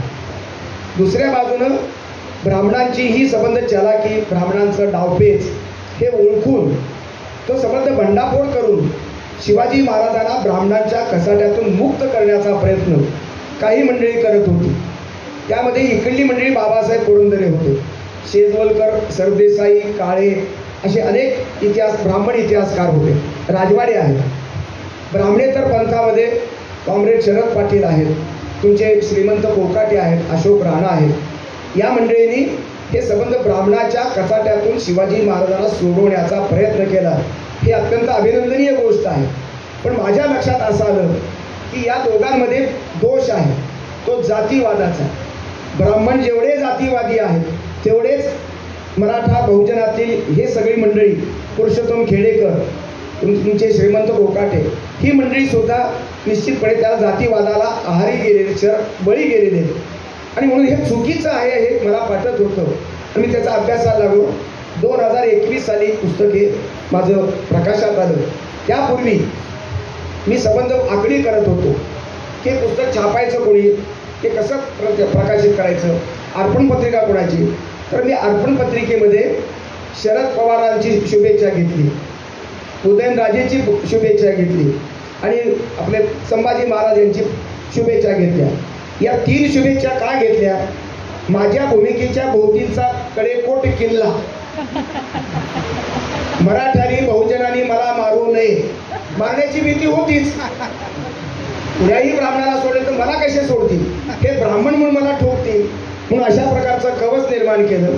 दुसऱ्या बाजूनं मी वेगवेगळ्या लोकांना म्हणजे जे ब्राह्मणी परंपरेचे जे योग्य अशा प्रकारचे त्यांचं कौतुक केलं. तिसरा प्रवाह निर्माण केला. मुख्य म्हणजे याची प्रस्तावना मी जयसिंगराव पवारांना द्यायला सांगितली. त्यांनी ही प्रस्तावना लिहिताना त्याच्यात लिहिलेलं आहे की असं पुस्तक 100-125 वर्षात झालं नाही. आणि पत्र लिहिताना मला लिहिलं आहे की तुमच्या पुस्तकाची मी 3 पारायणे केली. इतिहासकार जयसिंगराव पवारासारखा माणूस 3 वेळा जर माझी स्क्रिप्ट वाचून लिहितो आहे तर त्याला नक्की मला पावती मिळाली. दुसरी गोष्ट, जातीच्या भाषेत ते मराठा, मी ब्राह्मण, म्हणजे आमच्या दोघांच्या भूमिका एक होत्या. म्हणजे आम्ही सत्यवादी आहोत, आम्ही विवेकवादी आहोत. दुसरी गोष्ट, हे पुस्तक लिहिल्यानंतर मी टाईप केलेली प्रत 8 विद्वानांना पाठवली. त्याच्यामध्ये पहिले विद्वान बाबासाहेब पुरंदरे, रजिस्टर पोस्टानं पाठवलं, पुरुषोत्तम खेडेकरांना पाठवलं, श्रीमंत कोकाट्यांना पाठवलं, जयसिंगराव पवारांना पाठवलं, अशोक राणाला पाठवलं, काकडे नावाचे ग्रस्त्याला पाठवलं. अशा 8 लोकांना त्याची जी प्रत पाठवली, त्या पत्रासोबत पत्र एक केलं होतं, तुमच्या विरुद्ध शिवाजी महाराजांचं पुस्तक लिहिताना मी तुमच्या विरुद्ध लिहिलेलं आहे. हे जर खोडून काढायचं असेल तर पुरावे देऊन, पुराव्यानिश्चित तुम्ही याच्यात 25 पानं लिहा. असं खेडेकरांना लिहिलं, बाबासाहेब पुरंदरेला लिहिलं, श्रीमंत कोकाटाला लिहिलं. 2 महिन्याची मुदत दिली त्यांना. फक्त पुरुषोत्तम खेडेकरांचा एक मला ईमेल आला की अजून मला 2 महिने त्याच्यात पाहिजेत. मी म्हटलं ठीक आहे. तसं कोरोनामुळे पुढे गेलं पुस्तक आणि 2021 साली मग कुणाचंही लेखी आलं नाही. 8 विद्वानांपैकी ज्यांच्या विरुद्ध मी लिहिलं होतं, एक ओळ त्यांनी लिहिली नाही. आणि ते संबंध आमचे इथे साक्षीदार बसले, आमचे मारुतीराव डोंगरे. हे पुस्तक लिहित असताना मी फक्त डिक्लेअर केलं साहित्य परिषदेच्या हॉलमध्ये कार्यक्रमामध्ये, दुसराच कार्यक्रम. त्या ठिकाणी हे ग्रस्त उभे राहिले आणि त्या पुस्तकाच्या 100 प्रती मी घेऊन वाटणार आहे. अशा प्रकारे माझा परिचय नसताना ते उठून बोलले. मी त्यांचं नाव विचारलं, मारुती डोंगरे म्हणले. मारुती हे थोडंसं वेगळं नाव वाटतं म्हणून मला लक्षात राहत नव्हतं. माझी ज्या नावाने लक्षात राहील ते नाव घे. शिवाजी डोंगरे त्यांचं नामकरण केलं आणि मी फोनमध्ये सेव्ह केलं. अजूनही तेच नाव आहे आणि आज ते आमचे मित्र मित्र आलेले. या माणसानं त्या पुस्तकाच्या अनेक प्रती घेतल्या, संबंध वाटून टाकल्या शाळांमध्ये, शिक्षकांमध्ये. 3000च्या वर प्रती गेलेल्या आहेत. तर या पुस्तकामध्ये महत्त्वाची गोष्ट म्हणजे रामदासाचा महत्त्वाचा मुद्दा आहे. रामदास स्वामी हे शिवाजी महाराजांनी त्यांची भेट झाली. रामदास हे गुरु आहेत की नाही? ब्राह्मण लेखक म्हणतात आहेत आणि बहुजन लेखक म्हणतात नाही. मी निर्णयाला अभ्यासांती आलो की रामदास आणि शिवाजी महाराजांची भेट झाली नाही या निष्कर्षाला आलो. पण आमचे गुरु, माझ्यावर ज्यांचा प्रभाव होता आहे, काही प्रमाणात सत्यवादाचा प्रभाव विश्लेषण आहे, ते नरहर कुरुंदकर यांनी मात्र रामदासाची आणि शिवाजी महाराजांची भेट झाली असं स्टेटमेंट केलेलं आहे. मी ते नाकारलं. माझ्या गुरुला मी नाकारणारा माणूस आहे, कारण गुरुपेक्षा सत्य श्रेष्ठ आहे आणि ते सत्य मांडण्याचा मी प्रयत्न केला. जे कुरुंकर बरोबर आहेत ते मी बरोबर म्हणले, बरोबर असणारे कुरुंकर, न पटणारे कुरुंकर अशा वेगवेगळ्या घेतल्या. आज साळुंक्यांचा माझा तुकारामाच्या संदर्भात वाद झाला होता. विद्रोही तुकारामाच्या संदर्भात मोठं पुस्तक त्यांनी माझ्या विरुद्ध लिहिलं. 150 पानाचं पुस्तक लिहिलेलं आहे आणि सबनीस हे ब्राह्मणी परंपरेतलेच आहेत असं सिद्ध केलं. त्याच्यात काही युक्तिवाद नाही. नंतरच्या कार्यक्रमामध्ये कोणी शरद पवारांचा आमचा एक कार्यक्रम होता, तिथे साळुंके हजर होते. साळुंके म्हणले भाई वैद्यांच्या समोर सबनीसांच्या भूमिका फार प्रगत आहेत असं म्हणले. भाई वैद्य म्हणले ते पहिलीपासूनच आहेत, आता नाही आहेत. आणि नंतर महाराष्ट्रातल्या तमाम बहुजनांनी, तमाम दलित लोकांनी, बौद्धांनी, मुसलमानांनी, ख्रिश्चनांनी नंतर सबनीसांची भूमिका उचलल्यानंतर मग त्यांना कुठेतरी मनात जाणवलं असलं पाहिजे. नागपूरला मी विमानातून येत असताना प्रदीप आगलाव्यांच्या पुस्तकात गर्वग्रंथाला मी गेलो होतो. तिथे दोघंजणी आम्ही मी पाहुणा होतो, ते अध्यक्ष होते.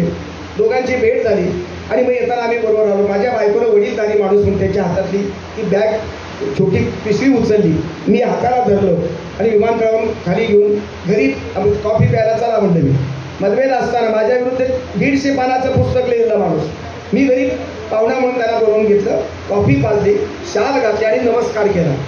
त्यानंतर साताऱ्याला मुलगा न्यायाधीश होता, तिथं मी गेलो त्यांच्या निमित्तानं. साळुंके तात्याच्या घरी गेलो, त्यांना सांगितले हे पुस्तक वाचायला दिलं. पुस्तक भयंकर चांगलं आहे म्हणले. मग प्रस्तावना आली हा म्हणलं मी, नाही माझे लोक मला जातीवादी ठरवतील. एक वाक्य त्या प्रस्तावनेवर माझ्या भूमिकेमध्ये एका मोठ्या माणसानं या ग्रंथाची प्रस्तावना नाकारली. जयसिंगराव पवार म्हणले कोणी नाकारले नेमकी, ओळखा म्हणलं तुम्ही आता. म्हणले साळुंके. म्हणले साळुंके म्हणले तेच म्हणले साळुंके म्हणलं बरोबर.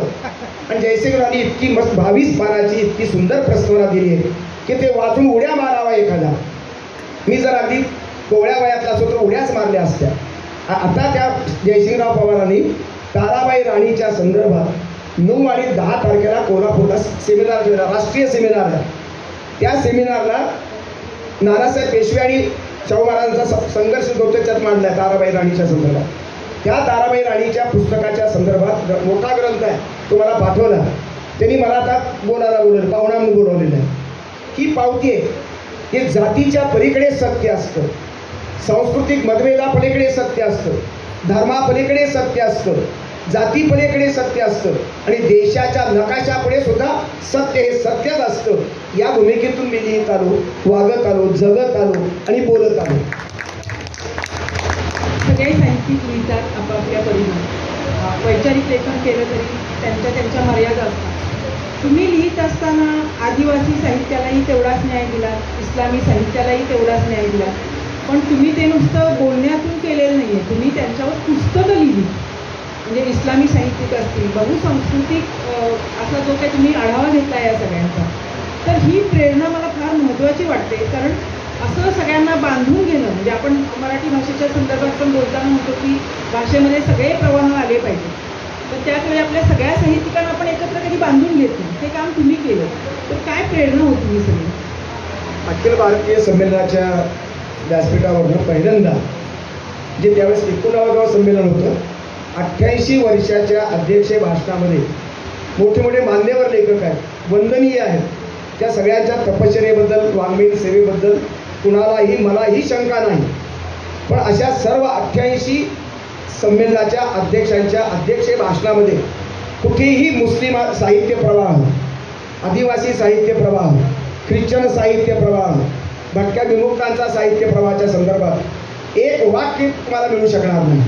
दलित साहित्याबद्दल काही प्रमाणात आहे, पण मुस्लिमाबद्दल, ख्रिश्चनाबद्दल जी आणि हिंदू मानसिकतेमध्ये कायम आहे ती अध्यक्षांनी पुढे कंटिन्यू ठेवली.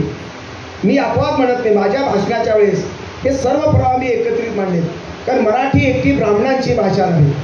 मराठीमध्ये योगदान मराठ्यांचं आहे, धनगर कोळ्यांचं आहे, लमान्यांचं, सर्व जाती धर्माच्या लेखकांचं, प्रतिभावंतांचं आहे.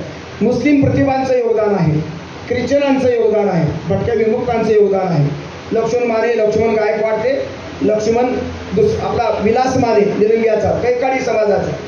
या पोराला मी 2 प्रस्तावना त्याच्या पुस्तकात दिले. सगळ्यात महत्त्वाची जो तुमचा इथला एक एरिया, मेहतर एरिया कोणता म्हणतात इथला पुण्यातला मेहतरांचा एरिया, मेहतर वस्ती. त्या वस्तीमध्ये गेल्या 20 दिवसापूर्वी मोगल नावाचे ग्रस्त आहे, त्यांनी मला त्यांच्या पुस्तकाकरता बोलवलं. त्या मोगलांच्या त्या संबंध मेहतरांच्या वस्तीमध्ये मी पहिल्यांदा गेलो, पहिला अध्यक्ष आलो म्हणाले. ती सगळी माणसं उठून उभे राहिली. त्या माणसाला एवढा सन्मान मला दिला, त्यांना कौतुक वाटलं की बाबा एक सवर्ण समाजाचा, प्रस्थापित समाजातला माणूस संमेलनाचा माजी अध्यक्ष आपल्या वस्तीमध्ये येतोय, आपल्या माणसाचं कौतुक करायला येतोय, अशा प्रकारची भावना. आणि मग तिथं पुस्तकाचं प्रकाशन झालं, त्याला मी शाल घातली आणि मी ब्राह्मण समाजामध्ये जन्माला आलो. माझ्या पूर्वजांनी पाप केलेलं आहे, त्या पापाचं प्रायश्चित्त मी घेतो आणि म्हणून मी तुम्हा सर्वांचा मी चूक मान्य करतो. माझ्या पूर्वजांनी जे पाप केलं त्याबद्दल मी माफी मागतो, तुमची क्षमा मागतो, असं बोलल्यानंतर ते अक्षरशः गहिवरला माणूस आणि टाळ्या वाजून त्यांनी स्वागत केलं. ही पश्चातापाची भूमिका संबंध सवर्ण समाजाचं ते पश्चाताप घेतलाच पाहिजे या मताला मी आलो. कारण प्रचंड अन्याय या संबंध समाजाने केला. ब्राह्मणांनी पुढाकार घेतला तरी सुद्धा बहुजनांनी, मराठ्यांनी त्याच्यात वाटेकरी झाले, लाभार्थी आहेत. ते क्षत्रिय समाज लाभार्थी आहे, वैश्य समाज लाभार्थी आहे. ब्राह्मण, क्षत्रिय आणि वैश्य या 3 वर्णांनी मिळून शूद्राच्या लोकांना छळलं, त्यांचं शोषण केलं, त्यांना ज्ञान नाकारलं, भाकरी नाकारली, गावाचे दरवाजे नाकारले आणि म्हणून हे सर्व 3ही लोक पापामध्ये सहभागी आहेत. या तिघांनी सगळ्यात आत्ताच्या पिढीने जरूर त्यांची माफी मागावी, कारण तेवढा गुन्हा आम्ही केलेलाच आहे, आमच्या पूर्वजांनी केला आहे. अशा प्रकारची प्रांजळ भूमिका घेऊन मी या संबंध प्रश्नाकडे पाहतो, माणसाकडे पाहतो आणि संबंध या संबंध पातळीवरती त्या संमेलनाच्या भाषणामध्ये सुद्धा याचे सर्व संदर्भ आहेत. 1 तासाची पहिली मुलाखत झाली आहे. चक्रधर दळवी, संतोष शेळी आणि आपले प्रसन्ना जोशी यांनी 3 लोकांनी 1 तासभर अखिल भारतीय संमेलनाच्या इतिहासामधली अध्यक्षाची पहिली मुलाखत घेतली. 1 तासाची मुलाखत आहे. त्या मुलाखतीमध्ये सुद्धा आदिवासींची नावं घेतली. कुसुमाराम, तुमची कविता आत्राम किंवा उषा आत्राम किंवा विनायक तुमराम, डॉक्टर माधव सरकुंडे अशी मंडळी नवीन लिहिते आहे. तुमचा जावेद पाशा, मुबारक शेख, तुमचा शाहजिंदे, इक्बाल मिन्ने ही संबंध मुस्लिम नावं आहेत. शफी बोर्डेकर अशी नावं मी त्यात घेतली. ख्रिश्चनामध्ये अनुपमा उर्जेकरी आहेत, फादर देब्रिटो आहेत. अशा अनेक लोकांचं मराठीला योगदान हे महत्त्वाचं आहे. आणि म्हणून मराठी कोणा एकाची नाही, एका जातीची नाही, एका धर्माची सुद्धा नाही. सर्व धर्माच्या प्रतिभांचं योगदान मराठी भाषेला मिळालंय, म्हणून ती मराठी अभिजात आहे. एका ब्राह्मणांची भाषा म्हणून ती अभिजात नाही, ती प्राचीन म्हणून केवळ अभिजात नाही, तर सर्वांनी तिला आपल्या खांद्यावरती आपल्या अंतःकरणाची पालखी करून त्याला हात दिलेला आहे. आणि म्हणून गरिबांनी सुद्धा संबंध दलितांनी सुद्धा या मराठीला योगदान दिलं. दलित साहित्य त्याचा प्रतीक आहे. आणि म्हणून ही भूमिका एकोप्याची, सांस्कृतिक भूमिका, एकोप्याची भूमिका, एकात्मतेची भूमिका मी मांडतो. या निमित्तानं मला सांस्कृतिक एकात्मता मागायची आहे, सिद्ध करायची आहे. पुण्याला असताना पण तुमचं घर सर्वांसाठी उघडं असायचं. आता पुण्यामध्ये पण तसंच आहे. म्हणजे कुणीही तुमच्या घरी येतं, चहापान, जेवण आणि वहिनी आहेत, त्यांना जो काही सगळ्या पाहुण्यावाल्यांचा त्रास होत असेल त्या मनापासून खरं म्हणजे घेतात. पण म्हणजे लोक बाहेर काम करत असताना, मग वैचारिक असेल किंवा कुठलंही असेल, आपल्या घराला बाजूला ठेवतात. कितीही जरी झालं तरी आपल्या घरापर्यंत काही गोष्टी पोहोचू देत नाही. तुम्ही धुळ्यापासून या गोष्टी करत आलात. म्हणजे मला आठवतं की एका ठिकाणी मी असा उल्लेख वाचला की नाना पाटेकर सुद्धा तुमच्या घरी येऊन चळवळीच्या वेळी राहत होते आणि अनेक जण अगदी रात्री बेरात्री तुमचा दरवाजा वाजवायचे आणि तुमच्या घरी मुक्कामाला असायचे. तर हे सगळं साध्य करणं खूप अवघड गोष्ट होती. ती कशी नाही केली? नाना पाटेकर त्यावेळेस नट नव्हता, पिक्चरमध्ये नव्हता, नाटकात नव्हता. अशा अवस्थेमध्ये 1986ची घटना. त्यावेळेस तो घरी आला. माझ्या 2-3 खोल्याचं घर होतं. घरी पूर्ण पांघराला सुद्धा नव्हतं, बायको घरी नव्हती. त्यावेळेस त्यांनी स्वतः पिठलं आणि पोळी केली स्वतःच्या हाताने लाटून आणि मला खाऊ घातली. त्यांनी खाल्लं आणि बाहेरच्या वरंड्यामध्ये जे वाळू पडली होती खाली, टेरेस खालच्या भागामध्ये काय म्हणतात त्याला, परसामध्ये, त्या परसातल्या वाळूवरती तो झोपला आणि दाराचा पडदा त्यांनी पांघरलेला होता. ही आमची मैत्री.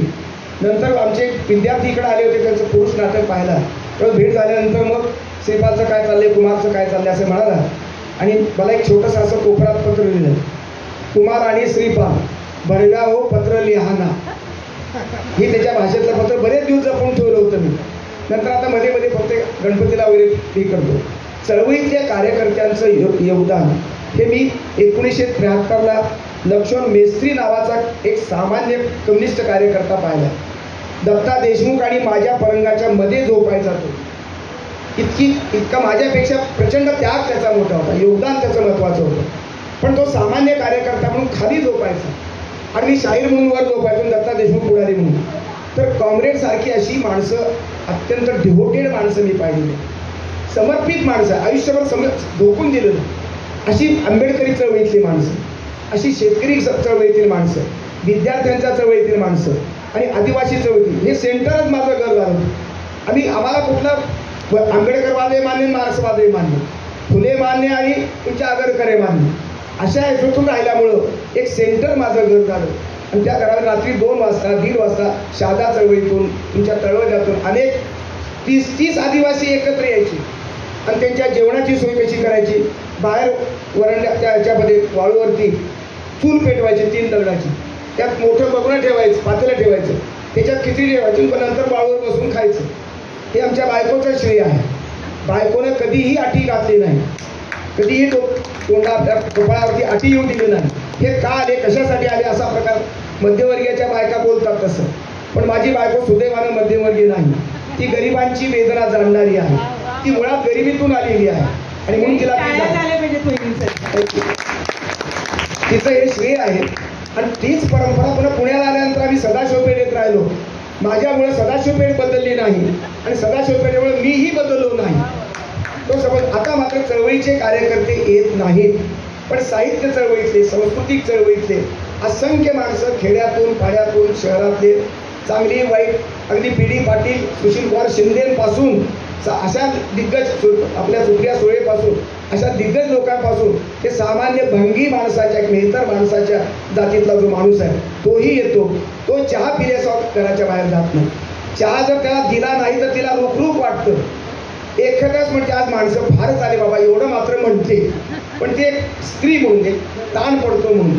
आणि आता सारखं उभं राहिल्यामुळं कुणी कुणी वर्णन करतात तुमच्यासारख्या कार्यक्रम संचनामध्ये, चहाचं पातेलं सारखं तो याच्यावरच असतं, गॅसवरच असतं असं म्हणून तिचं कौतुक करतात. ते कौतुकामध्ये तिला समाधान वाटतं.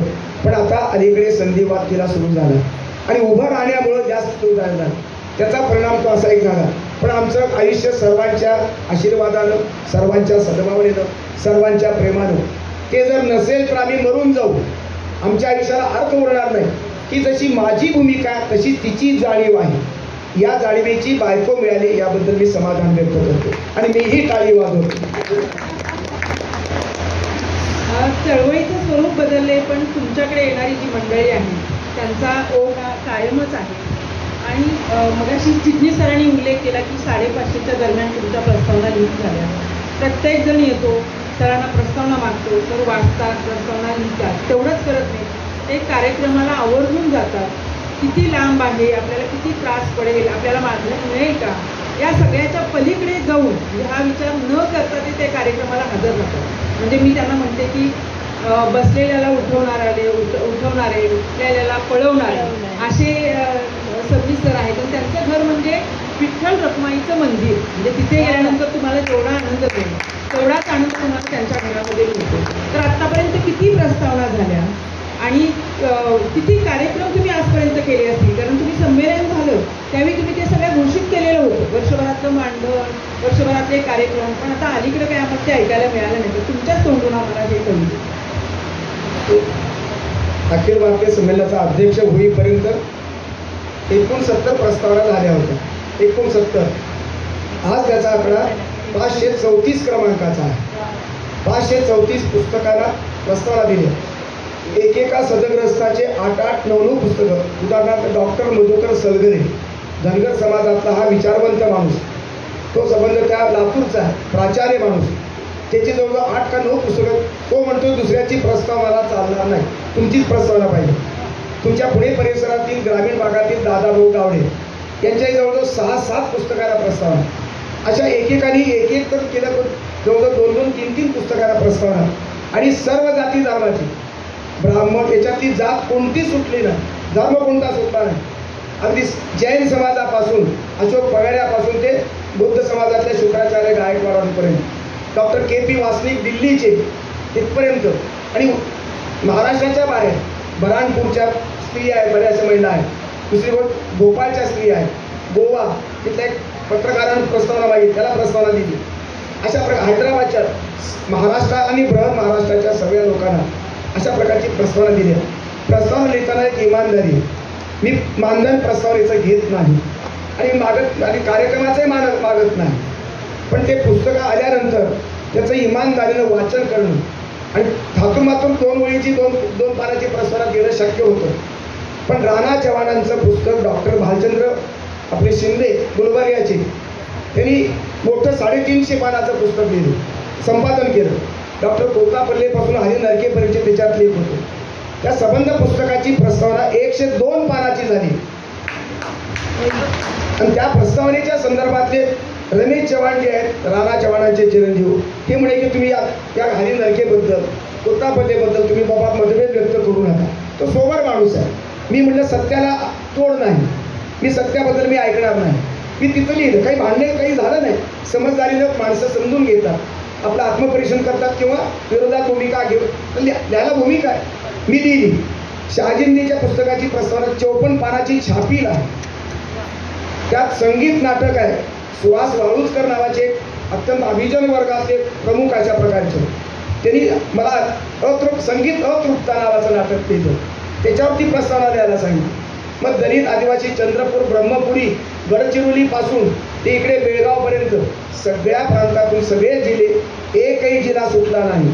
महाराष्ट्रातला एकही गाव सुटले, बरेचसे तालुके सुटले, पण असा बहुसंख्य, असा बहुसांस्कृतिक, बहुधार्मिक, बहुजातीय प्रतिभाला कुरवाळणं, त्यांच्यातल्या नेमक्या चुका मोजक्या शब्दात त्याला वाईट न वाटेल अशा पद्धतीनं मांडणं, हेही माझं कर्तव्य म्हणून मी केलं. पण गौरव मात्र बरोबर पाना न तोडता, काही समीक्षक पाना तोडतात, मी न तोडता त्यांचं संबंध समर्थन करत आलो आणि ही भूमिका संबंध साहित्याच्या क्षेत्रात मांडत आलो. मला अभिमान आहे की गिरिनी बुकामध्ये नोंद व्हावी अशा प्रकारचा विक्रम लोक म्हणतात. हैदराबादचं एक संस्था आहे, त्याच्या व्यतिरिक्त नोंद झालीच आहे. आता गिरिनी बुका तुम्हाला करायचं असं मी करणार नाही म्हणून अशा 534 पुस्तकं झाली आणि आता 8 पुस्तकं सध्या घरी प्रस्तावनेसाठी पडून आहेत. दर महिन्याला 3-4 मी काढतो, व्यवस्थित लिहितो. त्या प्रस्तावनेची पुस्तकं पण झाली ती वेगवेगळी. आणि या निमित्तानं तुम्ही खूप फिरलात, खूप लोकांना तुम्ही न्याय दिलात. कारण तुम्ही व्यासपीठावर जेव्हा जाता, त्या ज्यांचं पुस्तक असेल त्यांच्याबद्दलही तुम्ही काही माहिती जाणून घेता आणि त्यांच्याबद्दल छान बोलता. पण वैयक्तिक तुम्हाला एखादा अनुभव आला असेल की ज्याने तुम्ही भारावला असाल किंवा गहिवरला असाल, अशा काही आठवणी तुमच्याही असतील? अनेक पुस्तकांच्या बाबतीमध्ये, म्हणजे आता परवाच्या दिवशी कार्यक्रम झाला. प्रक्षोभ नावाचं वडार समाजाचा प्राध्यापक निलंगा तालुक्यातील, त्याची संबंध जीवन कहाणी त्याच्यात कादंबरीच्या रूपाने मांडलेली आहे. सगळ्या वडार समाजाच्या स्त्रियांवरती अत्यंत वाईट, त्याला स्वतः लिहिलेलं आहे. आत्मकथा सगळे हजर होते त्या ठिकाणी. अत्यंत आत्महत्या, त्याच्या बहिणीनं आत्महत्या केली, त्याला स्वतःला आत्महत्या करावंसं वाटलं, त्यांनी प्रयत्न केला. अशा प्रकारच्या वेदनेचा संबंध त्याच्यात नृत्य त्याच्यात आलेलं आहे. बापानं जळकं लाटून 10 रुपये मागितले म्हणून जळकं लाकूड घेऊन मारलं आणि त्या वैतागात तो संबंध 18 किलोमीटर चालत रात्रभर निघाला, डोंगरातून निघाला, गवतातून निघाला, साप चावावा आणि आपण मरावं अशा. त्याने मिरची खाल्ली एवढी मोठी आणि पाणी प्याला आणि तो तगमग करू लागला, पण वाचला. आणि शेवटी 12वीला तो 6वा काहीतरी आला. शिवाजीराव निलंगेकर पाटील यांनी 40,000 रुपयाचं बक्षीस 1998ला त्याला घरामध्ये आपल्या ऑफिसमध्ये बोलवून कॉलेजच्या त्याच्या बापाच्या शाल घालून त्याला सत्कार केला. असे प्रसंग माझ्या आयुष्यात भयंकर आलेले आहेत आणि मी त्या बाबतीमध्ये बादशाह, मला असं पूर्ण खात्री आहे. असं कोणीही केलं नाही, असं त्या संवेदना माझी जागी आहे, त्याला न्याय देण्याची भूमिका माझी आहे. आणि म्हणूनच हे जाधव सुद्धा त्या आता प्रस्तावनेच्या त्यांनी देणार आहेत मला, पण ते भयंकर भारावून गेलेले आहेत. पोलीस खात्यातला माणूस आहे, असंवेदनशील पोलीस खातं असतं, पण पोलिसांनाही संवेदना असते.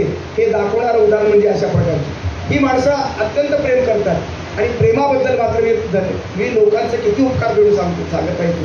मी मानधन मागत नाही, पण गेल्या 8-10 वर्षाच्या काळात 2 वर्ष जर कोरोनाचे सोडले तर 8 वर्षाचे कार्यक्रमामध्ये गेल्या वर्षी मी हिशेब लिहिला होता, डायरीमध्ये मेंटेन करतो मी. खर्च वजा जाता ते संबंध प्रत्येक मानधन लिहिलेलं आहे. या वर्षी सुद्धा आता 8-10 महिने झाले, आज दुपारी हिशेब केला, सहज केला होता, 3.5 लाख रुपये त्याचं मानधन आहे. कार्यक्रम संख्या घटली आहे. अपघात झाला, ऑपरेशन झालं, कधी घरी पडून होतो आणि एकूण कार्यक्रमाची संख्या गेल्या वर्षीपर्यंत 6 वर्षामध्ये 1648 कार्यक्रम झालेले आहेत. ही अत्यंत विक्रमी बाब आहे. याचं मला पूर्ण समाधान. प्रेमाच्या बाबतीत मी समाधानी आहे. पैसे न मागता एवढं देणं हे समाधान आहे. एक तर असा प्रसंग आहे की एक बाळासाहेब धूत नावाचे ग्रस्त मारवाडी कॉन्ट्रॅक्टर संबंध आपल्या भारतातले कॉन्ट्रॅक्टर अशा प्रकारचा माणूस, त्याला का आवडलं मला कळत नाही. एखाद्या साहित्यिक वाचकाला जर माझं भाषण आवडलं तर मी समजू शकतो. मारवाडी कॉन्ट्रॅक्टर माणसाला भाषण भयंकर अपील झालं आणि त्यानं पाकिट घालून दिलं, मला शाल घालून मला सत्कार करायची संधी त्याच्याकडे होती. मी घरी आल्यानंतर बायकोच्या हातात पाकिट दिलं. एक तोळ्याची सोन्याची अंगठी तिच्यात निघाली, सोन्याचं नाणं, सोन्याचं 1 तोळ्याचं नाणं जर वक्त्याला मिळत असेल तर वक्ता किती श्रीमंत म्हणावा लागेल. एकदा दिलं नाही, दुसऱ्या एका कार्यक्रमाच्या वेळेस पुन्हा अर्ध्या तोळ्याची दिला, ते नाणं दिलं तुम्ही. जे असे श्रीमंत, मनानं श्रीमंत, पैशाने श्रीमंत वाचक वर्ग आहे. आणि पी.डी. पाटलांची उदाहरण तर तुम्हाला माहीतच आहे. पी.डी. पाटलासारखा रसिक माणूस संमेलनाचा स्वागताध्यक्ष होता. की माझं भाग्य, सर्व मराठी मनाचं, मराठी वाचकांचं भाग्य. त्यांनी माझ्या 75च्या कार्यक्रमाला ठाले पाटलाच्या साक्षीनं 7.5 तोळ्याचं मेडल गळ्यात घालून माझा सन्मान केला. आणि मी माझ्या बायकोला कधीही 5-10 हजाराची साडी घेतली नाही, 90 हजाराची साडी तिला दिली. यापेक्षा मोठेपणा श्रीमंती काय असू शकते आणि माझ्या भाषण देण्याची आणि तपश्चर्येची दुसरी काय पावती मिळू शकते. मी समाधानी आहे. पूर्ण महाराष्ट्रानं भरभरून दिलं. तुमची वैचारिक भूमिका आम्ही नेहमीच ऐकतो, भाषणाच्या माध्यमातून असेल किंवा लेखनाच्या माध्यमातून असेल, पण घरचे सदनिसर आणि वैचारिक भूमिका घेणारे सदनिसर यामध्ये काय तफावत आहे? घरी पूर्वी मी चिडचिडा होतो, बायकोवरती अन्याय कळत नकळत झाला असला पाहिजे. नवरेशाही पुरुषप्रधान संस्कृतीचे काही दुर्गुण माझ्यातही असले पाहिजे, आहेतच. ते बायकोनं सहन केले, त्याबद्दल मी जाहीरपणाने तिची क्षमा मागतो आणि तिला धन्यवाद देतो. ती म्हणजे मी जर भाषण वगैरे आले तर तुमचं काय होईल म्हणजे.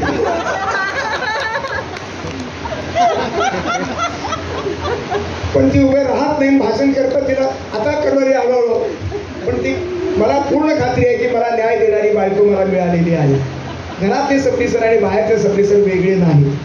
मी घरात जसा आहे तसाच बाहेर आहे, लिहिताना जसा आहे तसंच बोलताना आहे आणि बोलताना जसा आहे तसंच जगताना सुद्धा आहे. या तिघांमधली सुसंवादी सत्य जे आहे त्यात काही फार फरक वाटणार नाही. पण माझ्यातही दोष आहे, माझ्या मर्यादा आहेत. माझ्या भूमिकेतल्या मर्यादा विद्वानांनी शोधून काढाव्यात हे माझं अपील आहे. हा माझा दावा नाही, मी सर्वज्ञ आहे, मी कमी बुद्धीचा माणूस आहे. मी काळाचं प्रॉडक्ट आहे. जशा मर्यादा महापुरुषांना होत्या, मी सामान्य माणसाला माझ्याही मर्यादा आहे. त्या मर्यादा वजा करून तुम्ही स्वीकारा, जेवढं स्वीकारायचं तेवढं स्वीकारा, जे पटलं ते स्वीकारा. मी अलीकडे संबंध सर्व महापुरुषाचं सामर्थ्य एकत्र करण्याचा प्रयत्न करतो आहे. आता यावर्षी 75व्या वर्षापासून माझा एक प्रकल्प आहे, सर्व धर्मातलं चांगुलपण एकत्र करायचं, लिहून काढतोय मी. सर्व महापुरुषाचं सामर्थ्य एकत्र लिहून काढायचं, म्हणजे एक अकाउंटंटशी त्याच्यातलं गणित मांडायचं, बेरजेचं गणित, सद्भावनेचं, सत्कार्याचं, सद्विचारांचं गणित मांडायचं आहे. आणि संबंध विश्वाची कोंडी फोडून काढायची. आंतरराष्ट्रीय पातळीवरती जी युद्धजन्य परिस्थिती आहे, हे नवे हिटलर जे जन्माला आलेले आहेत, पुतीनच्या रूपानं, तुमच्या कोणाच्या जेनिपिंगच्या रूपानं किंवा उत्तर कोरियाच्या किम जोंगच्या रूपानं, आपल्या ट्रम्प तात्याच्या रूपानं हे नवे हिटलर जन्माला आलेले आहेत. आणि हिटलरच्या या संबंध स्पर्धेमध्ये संबंध विश्व भयभीत झालंय, त्याची राख रांगोळी होईल. 800 कोटी लोकांची यांना चिंता नाही किंवा देशाच्या प्रमुखांना चिंताच नसते, या मतावर मी आलेलो आहे. चिंता करायची फक्त साहित्यिकांनी, कलावंतांनी, विद्वानांनी, संवेदनशील लोकांनी, सामान्य माणसानं, शेतकऱ्यांना. गरिबाचा कळवळा तरी येत असतो आणि म्हणून संवेदनेवरती जग आहे आणि सत्यावरती हे जग उभं राहत आहे. सत्याची सेवा आणि संवेदनाशील माध्यमातून फुंकर घालण्याचं काम. अपरिहार्य दुःख काही आहे, मृत्यूचं दुःख संपत नाही, त्याला फुंकर घालायची गरज आहे. फुंकर घातल्याचं दुःख कमी होतं आणि सत्याच्या मार्गानं दुःखमुक्ती होऊ शकते. काही बरेच प्रश्न सुटू शकतात, जगाचे, देशाचे, कुटुंबाचे, गावाचे, जिल्ह्याचे आणि प्रांताचे हे प्रश्न सुटू शकतात. त्यासाठी राजकारण उपयोगी यावं. राजकारण गलिच्छ झालेलं आहे, विकृत राजकारण, क्रूर राजकारण हे राजकारण नव्हे. गांधी आणि अटल बिहारीचं वाजपेयी, अटल बिहारी विरोधी पक्षाचे असले तरी सुद्धा, ते भाजपचं असले तरी सुद्धा त्यांच्याबद्दल मला आदर आहे. भाजपच्या कोटाळ्यातले दीनदयाळ उपाध्यायांचा रॅडिकल ह्युमॅनिझम हा मानवतावाद मला जवळचा वाटतो. RSSच्या लोकांनी संबंध भूकंपामध्ये जाऊन जी सेवा केली ती मी वंदनीय मानतो, ते चांगलं काम मानतो. त्यांच्या बाकीच्या वाईट कामाबद्दल मी बोलणं योग्य नाही. आणि म्हणून विचार कोणताही असो ते कृतिशील अशा प्रकारच्या कल्याणामध्ये रूपांतरित व्हावा. आणि महापुरुष हा साधन राहायला पाहिजे. फुले आंबेडकर असो, गांधी असो, आगरकर असो, लोकमान्य टिळक असो, सावरकर असो, हे सगळे साधन आहेत. आणि या सगळ्या लोकांनी मानवाचं कल्याण करण्याचा प्रयत्न केला, ते त्यांचं साध्य होतं मानवी कल्याण. ते मानवी कल्याणाच्या साध्याच्या रूपानं कलावंतांनी, कलेच्या सेवकांनी, साहित्यिकांनी साहित्य द्यावं, महापुरुषांनी आपले विचार मांडावेत, राजकारणाने राजकारण त्यासाठी वापरावं. राजकीय व्यवस्था त्या संबंध सत्तेला सत्य मानते, सत्तेला सर्वस्व मानते. आणि म्हणून राजकारणी लोकांनी या देशाचं, जगाचं वाटोळ केलं. हे संस्कृतीचे मारेकरी आहे सर्व राजकीय व्यवस्था, कोणत्याही पक्षाचे पुढारी असो. आणि म्हणून राजकीय शुद्धीकरण मला महत्त्वाचं वाटतं, सांस्कृतिक लोकशाही येणं महत्त्वाचं वाटतं. आणि संबंध सामाजिक धार्मिकता मी मानतो. माझा धर्म मी सोडलेला नाही, मी हिंदू धर्माचा आहे. पण माझं हिंदुत्व महात्मा गांधीचं हिंदुत्व आहे. माझं हिंदुत्व संबंध विवेकानंदाचं हिंदुत्व आहे. माझं हिंदुत्व गोपाळ गोडसेच्या परंपरेतलं नाही. आपला तो नथुराम गोडसे हा नीच होता, मारेकरी होता. गांधीचा महात्मा त्यांनी मारला. विश्वाचा दिलासा आधार असणारा गांधीला मारणारा गोडसे हा देशभक्त होऊ शकत नाही, यावर कॉम्प्रोमाइज नाही. आणि आताच्या राजकीय व्यवस्थेच्या साक्षीनं, त्यांच्या प्रेरणेनं जर नथुराम गोडसेला देशभक्त ठरवण्याची प्रकार चालू असेल, मंदिरं उभा करून त्याचं संबंध मंदिर उभा करणं, देव त्याला करून बसवत आहे. एका मारेकऱ्याला देव करण्याची प्रक्रिया ही कुठली विचारामध्ये बसते. आणि म्हणून मी याचा विरोध करतो, मी याचा निषेध करतो. अशा स्पष्ट भूमिकेतून माझी सत्याची मांडणी, सत्याची पेरणी आणि सत्याची पूजा अखंडितपणे चालू आहे. शेवटचाच प्रश्न विचारतो. प्रत्येक विचारवंत आणि संतांनी पशुत्वाचा प्रवास माणसाचा हा मनुष्यत्वाकडे जावा म्हणूनच प्रयत्न केला आहे. आणि माणसाला केंद्रस्थानी ठेवूनच लेखन केले आणि काही शाश्वत मूल्य, शाश्वत सत्य ही मांडण्याचा प्रयत्न केला आहे. तर तुम्ही याबद्दल काय सांगाल? तुमची भूमिका ही आंतरराष्ट्रीय पण आहे, आंतरराष्ट्रीय मूल्यांच्या बाबत पण आहे आणि आपल्या देशातल्या मूल्यांच्या बाबतची पण आहे. तर हा मनुष्य केंद्रस्थानी ठेवून काय करायला पाहिजे? संत ज्ञानेश्वराचं पसायदान मला सगळ्यात अपील करतं. जो जे वांछिल तो ते लाभो अशा प्रकारची विश्वात्मक मागणी करणारा ज्ञानेश्वर हा संत आहे आणि माणसाचा सर्वश्रेष्ठ अशा प्रकारचा तो परिपूर्णपैकी माणूस आहे असे माझं मत आहे. संतांचं साहित्य आणि संतांचा विचार हा मानवतावादी, करुणावादी, समतावादी आहे. पण संतांच्या, वारकरी संतांच्या भूमिकेला एक मर्यादा आहे. सामर्थ्य जसं त्याचं आहे तसं मर्यादा आहे. ते मी आळंदीला मांडलं आणि लोकांनी मग मारायचा प्रयत्न केला, उभं राहिला आणि निषेध केला. ते जाऊ द्या, कारण माणसामध्ये पशुत्व आहे, ते संपलं पाहिजे यासाठी सर्वजण प्रयत्न करतात. त्यात संतही आहे. संतांनी जो उपदेश केला तो आध्यात्मिक पातळीवर समतेचा केला. संतांची समता ही गावाच्या वेशीच्या मध्ये आली नाही. ज्ञानेश्वर असो, तुकाराम असो, चोखामेळा असो, नरहरी सोनार असो, एकाही संतानं गावाच्या वेशीच्या आतल्या समतेचा विचार मांडला नाही. त्यामुळे गावातली विषमता राहिली आणि समते चंद्रभागेच्या काठावरती मात्र समता आणली. पण ती समता सुद्धा महत्त्वाची आहे. ती समता ही पूर्वज समता आहे. आजची फुले आंबेडकरी जी समता आहे, आगरकर आणि महात्मा गांधीची जी समता आहे, ही पूर्ण समतेचं, पूर्वज समताचीचं जर कुळ तपासत गेलो तर ज्ञानेश्वरांनी किंवा संतांनी पुरस्कार केलेल्या आध्यात्मिक समतेपर्यंत ती नाळ जाऊन पोहोचते. आणि म्हणून संतांची समता ही आजी पणजीची समता आहे. आणि पुढे नाही महात्मा फुले, बाबासाहेब आंबेडकर, आगरकर या सगळ्यामध्ये आहे. आणि म्हणून संतांचं योगदान हे नाकारता येणार नाही. वारकरी संतांचं, जसं वारकरी संतांचं योगदान नाकारता येत नाही, तसं सुफी संतांचं सुद्धा नाकारता येणार नाही. तुमचा खाजा चिश्ती आहे, अनेक मुस्लिम संत झालेत. सुफी संतांचं योगदान सुद्धा भारतीय संस्कृतीच्या निर्मितीमध्ये महत्त्वाचं आहे. ख्रिश्चनिटीमध्ये अनेक संत आहेत. त्यातली शेवटची संत मदर तेरेसा, उकिरड्यावर पडलेले संबंध पेशंट आपल्या आश्रमात घेऊन जाऊन त्याची आपल्या हातानं धुलाई करणं, साफसफाई करणं, त्याला औषध देणं, त्याला जगवणं.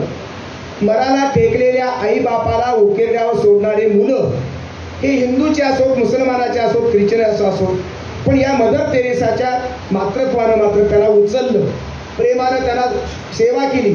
आणि ख्रिश्चनिटीचा सेवा हा धर्म मला भयंकर आवडतो, जो आपल्या हिंदू धर्मात कमी आहे. आणि म्हणून मदर तेरेसानं त्याला संबंध, तिला विचारलं की तुम्हाला जखमाबद्दल किळस येत नाही का? त्या पेशंटच्या जखमा धुत असताना मला त्या पेशंटच्या जखमामध्ये मला येशू ख्रिस्त दिसतो, असं उद्गार त्या मदर तेरेसाचे आहे. म्हणून संताला जात धर्मामध्ये अडकवायचं नाही. संत हे देशाच्या पलीकडले आहेत. इंग्लंडमधला संत, ख्रिश्चन संत, सुफी संत, बौद्ध भिक्खू, जैन संत, तुमची प्रीती सुधाजी असो, कोणते अजून आनंद ऋषीजी महाराज असो जैन धर्माचे, किंवा अनेक लोक आहेत. आणि म्हणून सगळ्यांची बेरीज करणं मला महत्त्वाचं वाटतं. सगळ्या धर्मामध्ये चांगुलपणा आहे. सगळ्या धर्मामध्ये चांगुलपणाचा उद्देश आहे पशुत्वावरती मात करण्याची क्षमता, ही संबंध सगळ्या धर्मामध्ये आहे. आणि म्हणून सगळे संत एकत्र करावे, सगळे महापुरुष एकत्र करावं आणि सामर्थ्याच्या बेरजेमध्ये हे संबंध नवीन पुस्तक निर्माण करावं, अशी माझी भूमिका आहे. त्यातून मानवी कल्याण होईल, देशाचं कल्याण होईल, जगाचं कल्याण होईल आणि विश्वाच्या कल्याणामध्ये आपण त्याच श्वासामध्ये, त्याच ध्यासामध्ये आपल्याला मृत्यू यावा, असं मला प्रामाणिकपणे वाटतं.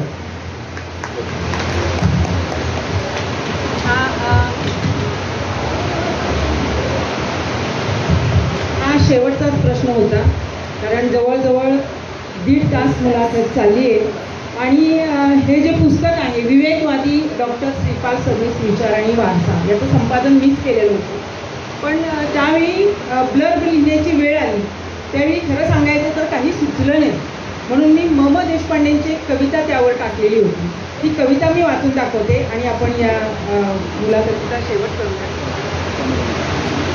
सारा अंधारच प्यावा अशी लागावी तहान, एका साध्या सत्यासाठी देता यावे पंचभ्र, व्हावे एवढे लहान सारे मने कळू यावी, असा लागावा जिव्हाळा पाषाणाची फुले व्हावी. फक्त मोठी असो छाती सारे दुःख मापायाला, गळो खंत काही नको झाकायाला, सर्व काही देता यावे श्रेय राहू नये हाती, यावी लावता कपाळी भक्ती बावाने माती, राहो बनून आभार माझा शेवटचा श्वास, मनामनात उरो फक्त प्रेमाचा सुवास. आता जे सरांनी सर जे बोलले आता त्यामध्ये या सगळ्या गोष्टी येतात, त्यांच्या सगळ्या विचारात या गोष्टी येतात. म्हणून ही कविता मी ब्लर्ब म्हणून टाकलेली होती. आणि ही कविता त्यांना तंतोतंत लागू पडते, त्यांच्या विचारांना लागू पडते. त्यांना दोघांनाही, म्हणजे बहिणी वेगळ्या नाहीत असं आम्ही नेहमी म्हणतो, कारण त्यांच्या सगळ्या कार्याला त्यांचा हातभार असतोच असतो. त्या दोघांनाही मनपूर्वक शुभेच्छा देऊया आणि त्यांचं पुढील आयुष्य खूप, त्यांच्या हातून लेखन घडो, खूप समाजसेवा घडो. कारण हे सगळं जे ते करतायत, नव्या साहित्यिकांना बळ देत आहेत, हे सुद्धा एक समाजकार्यच आहे. आणि त्यांच्या विचारांचा सुवास हा सगळीकडे पसरत राहू, या शुभेच्छा देऊया आणि थांबूया. धन्यवाद. की आजची मुलाखत अशी काही विषय आहेत त्याच्यामध्ये की बहुतेकांना माहिती नाही. त्यामुळे आपण टायर जगदरामध्ये पहिलं स्वागत करू. विशेषतः श्वेताराजे पवारांनी त्यांना ज्या पद्धतीने ओळख केलेलं आहे. आणि मलाही, मी खरं फार जवळचं समजतो त्यांच्या, पण माझ्या लक्षात आलं तर लांबचा आहे फार असा त्याच्या मुलाखतीवर मलाच माहीत नाही बऱ्याच गोष्टी. अशा त्यांनी सांगितल्या, म्हणजे संगीतामध्ये असणारी बोली, नाटकाच्या संदर्भामध्ये असणारं काम, एकांकिकाच्या संदर्भात असणारं काम, स्पष्ट भूमिका आणि जे म्हणतो निर्भयपणा जो काही त्यांच्याकडे आलेला आहे, हे सगळं वाखाणण्यासारखं आहे.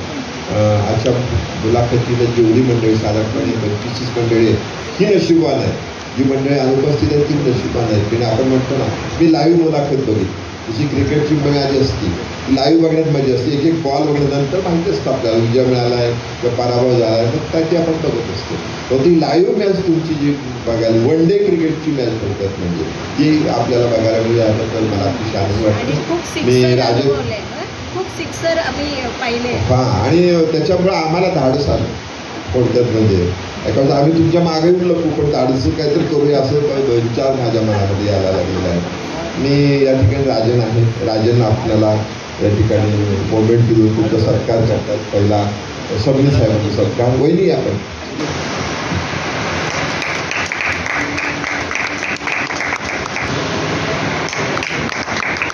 सुमित्राजी पवार यांना विचारलं की कुणाला मुलाखत, कुणाची तुम्हाला मुलाखत घ्यायची, मुलाखत मुलाखत घ्यायची. त्याचं मला गणित आज कळलं थोडक्यात. म्हणजे त्यांना खात्री होती की मुलाखत एवढी चांगली होईल की ती चिरंतन टिकेल, त्यामुळे ही यूट्यूबवर नक्की मुलाखत जाईल. तेवढ्यासाठी इंगळे सर आमचे सातारून आलेले आहेत, त्यांचं पण मी या ठिकाणी मुक्काम स्वागत करतो. मला ही या माहीत नाही कोणाकडे करतात रेकॉर्डिंग, पण रेकॉर्डिंग झालं पाहिजे. रेकॉर्डिंग होणं हे फार महत्त्वाचं असतं काळाच्या पटलावर. त्यासाठी हे आम्ही केलेलं आहे. त्यांचे मित्र आलेले आहेत, दोघंही मित्र आलेले आहेत, त्यांचे मी आभार मानतो आणि माननीय सत्नीजांना विनंती करतो की आपण आपला आभार व्यक्त करतो. मी आभार मानणं आपलं सर्वार्थानं सांस्कृतिक कर्तव्य आहे. मी पहिल्यांदा राजनबाईचे आभार मानतो, पण राजनबाईंनी जवळजवळ 60-62 पुस्तकाचे स्टॉल इथे पुस्तक जत्रेमध्ये लावलेले आहेत. ज्ञानाच्या सागरामध्येच आम्ही पोहतो आहोत असं मला भास झाला. आणि येताना पुस्तकाच्या दुकानाच्या समोरूनच आम्ही आलो. पुस्तकाचं एवढं विशाल दर्शन म्हणजे ज्ञानाचं दर्शन आहे. वाचन संस्कृतीच्या दृष्टीने अत्यंत महत्त्वाचा भाग हा ज्ञानाच्या दर्शनाला घडतो आहे. आणि या पुस्तकाच्या शेजारी अशा प्रकारचे उपक्रम करण्याची कल्पना ही आमच्या शिरीषराव चिटणीसांची आहे. शिरीषराव हे अत्यंत कल्पक आहे. ते वक्तेसुद्धा फरडे वक्ते आहेत. प्रास्ताविक सुंदर करतात, समीक्षा इतकी सुंदर करतात की आता ते आमच्यावर सुद्धा मात करत आहेत, अशी चांगली गोष्ट आहे. 3 वृत्तपत्रामध्ये एकाच वेळेला स्तंभलेखन करणारा महाराष्ट्रातला दुसरा माणूस मला दिसत नाही. शिरीषरावचंच फक्त दिसतं. आणि म्हणून आणि तरीही एका संयोजकाच्या विनम्र भूमिकेत मला कळतंच, पण मला तुमचं जे ज्ञान आहे तेही मी कळून घेऊ इच्छितो. ज्ञानाच्या लालसेने अशा प्रकारचे नवे नवे उपक्रम सादर करण्याची त्यांची भूमिका ही सर्वस्पर्शी भूमिका, संस्कृतीला विकसित करणारी, संस्कृतीला कुरवाळणारी, संस्कृतीला पोटात घेणारी भूमिका आहे. आणि म्हणून हे संस्कृतीचं अत्यंत आवडतं लेकरू आहे श्री चिटणीस आहेत असं माझं मत झालं. त्याचबरोबर इथे आमच्या सुनीताताई बोलले, बहीणबाई तर बहीणबाईच आहे, पण बहीण म्हणून मी कौतुक करणार नाही. इतके सुंदर प्रश्न या ठिकाणी त्यांनी मांडलेत की त्या प्रश्नामुळे मी उकलत गेलो. जे उकलू नये ते पण उकललं गेलं, हे त्या प्रश्नांचं सामर्थ्य आहे. पण मला प्रश्न हे काहीच मला विचारला नाही अगोदर, कुठलंच काही मला दाखवलं पण नाही. ही प्रश्नाची निर्मिती वेगवेगळ्या अंगानं, पुस्तकाच्या टायटलच्या अंगानं, घटनांच्या अंगानं, संबंध आयुष्यात त्यांनी जवळजवळ पेरून पचवून घेतलेला आहे. मुलाखत करायला त्या मुलाखत घेणाऱ्याची जर आयुष्य पचलं, सगळी भूमिका जर कळाली, तर ते आकलन शक्ती त्याची परफेक्ट असल्याचं मला त्या प्रश्नातून जाणवलं. आणि त्यामुळं मजेशीर अशा प्रकारची रंगत त्याला आलेली आहे. आपले संबंध श्रोत्यामध्ये आमचे मित्र, सख्खे मित्र, कुठेही अंतर नाही. ते पुरुषोत्तम खेडेकरांचे मित्र जेवढे आहेत तेवढेच माझे आहेत. आणि माझा असा दावा आहे की त्यांच्यापेक्षा माझे जास्त मित्र जवळचे अत्यंत. म्हणजे पुरुषोत्तम खेडेकर आणि मला एका लग्नाच्या पुढे दोघांना बसवलं. आमचे मतभेद होते काही, पण मैत्री पण आहे. आमचे मित्र जाऊ पुरुषोत्तम खेडेकरांना वेगळे नाही, पण असा हा मित्र आहे. शिवाजी महाराजाची नाळ त्यांची महत्त्वाची जुळलेली आहे आणि त्यामुळे ते मित्र झाले. माझ्यासारख्या अभ्यासकाला ते भिंत तोडून, जातीची भिंत तोडून माझ्या मनात एक माझ्यापर्यंत येऊन पोहोचते, माझ्या हृदयापर्यंत, बुद्धीपर्यंत पोहोचते. आमचे जाधव साहेब हे पोलीसमधला माणूस आहे, पण तो अत्यंत प्रेमानं बोलतात, संवादाला येतात. मला म्हणत आमचे हिरो सुनीताताईचे मिस्टर इथे एकनिष्ठ भक्त वाचक आहेत. त्यांचे भक्त आहेत की आमचे भक्त म्हणून तुम्ही बसा मला कळत नाही, पण आहे. आमच्या पाटेकर ताई ना, दत्ताताई पाटळकर पाडेकर याही आमच्या इथं बसलेले. मला अजून परिचय आमचे पाध्ये बसले.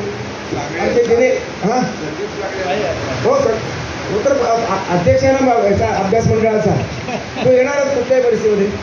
या संदीप सांगळेचं प्रेम खूप आहे माझ्या भूमिकेवर आहे आणि म्हणून तो वेगवेगळ्या कार्यक्रमात येऊन बसतो. आमचे दिनेश फडतरे, सुनीताताईचे बंधुराज, परवाच शांताबाईचा नावाचा पुरस्कार त्याला दिला गेला. अत्यंत गुणी अशा प्रकारचा तो लेखक आहे आणि रसिक वाचक सुद्धा आहे. वसंत कुलकर्णी हो वसंतराव नमस्कार. 4 पोरं विद्यार्थी असले तरी मी शिकवायचो निश्चय. पाऊण तास बरोबर माझं लेक्चर व्हायचं आणि ते कधीही कंटाळवाणं झालं नाही. अशा 4 विद्यार्थी 2 विद्यार्थ्यापासून त्या हजारो विद्यार्थ्यापर्यंत संबंध संमेलनातली मुलाखत हजारो लोकांनी ऐकली. टाळ्याचा कडकडाट करून त्या ठिकाणी प्रतिसाद दिला आणि तशीच मुलाखत किंबहुना काही बाबतीमध्ये ही सुनीताताईने घेतलेली मुलाखती अधिक सरस काही बाबतीमध्ये नक्कीच आहे. आणि म्हणून मी सगळ्या श्रोत्यांचं, मोजके श्रोते असतात 30-35 असले तरी आपल्या सर्वांचं मी ऋण व्यक्त करतो, आभार व्यक्त करतो. यातूनच आपल्या सर्वांच्या सौहार्दातून एकात्म अशा प्रकारच्या भूमिकेतून मराठीचं प्रेम वाढीस लागेल, मराठी 7 समुद्रापलीकडे जाईल, मराठीचा अभिजात पण टिकेल आणि अभिजात पण टिकवण्यासाठी सर्वांची मदत, सर्वांचं योगदान, वाचकाचं, लेखकाचं, प्रकाशकाचं, सर्वांचं, पुस्तक विक्रेत्यांचं हेही आवश्यक आहे. त्यासाठी सर्वांना वंदन करून मी माझी भाषण या ठिकाणी संपवतो. धन्यवाद.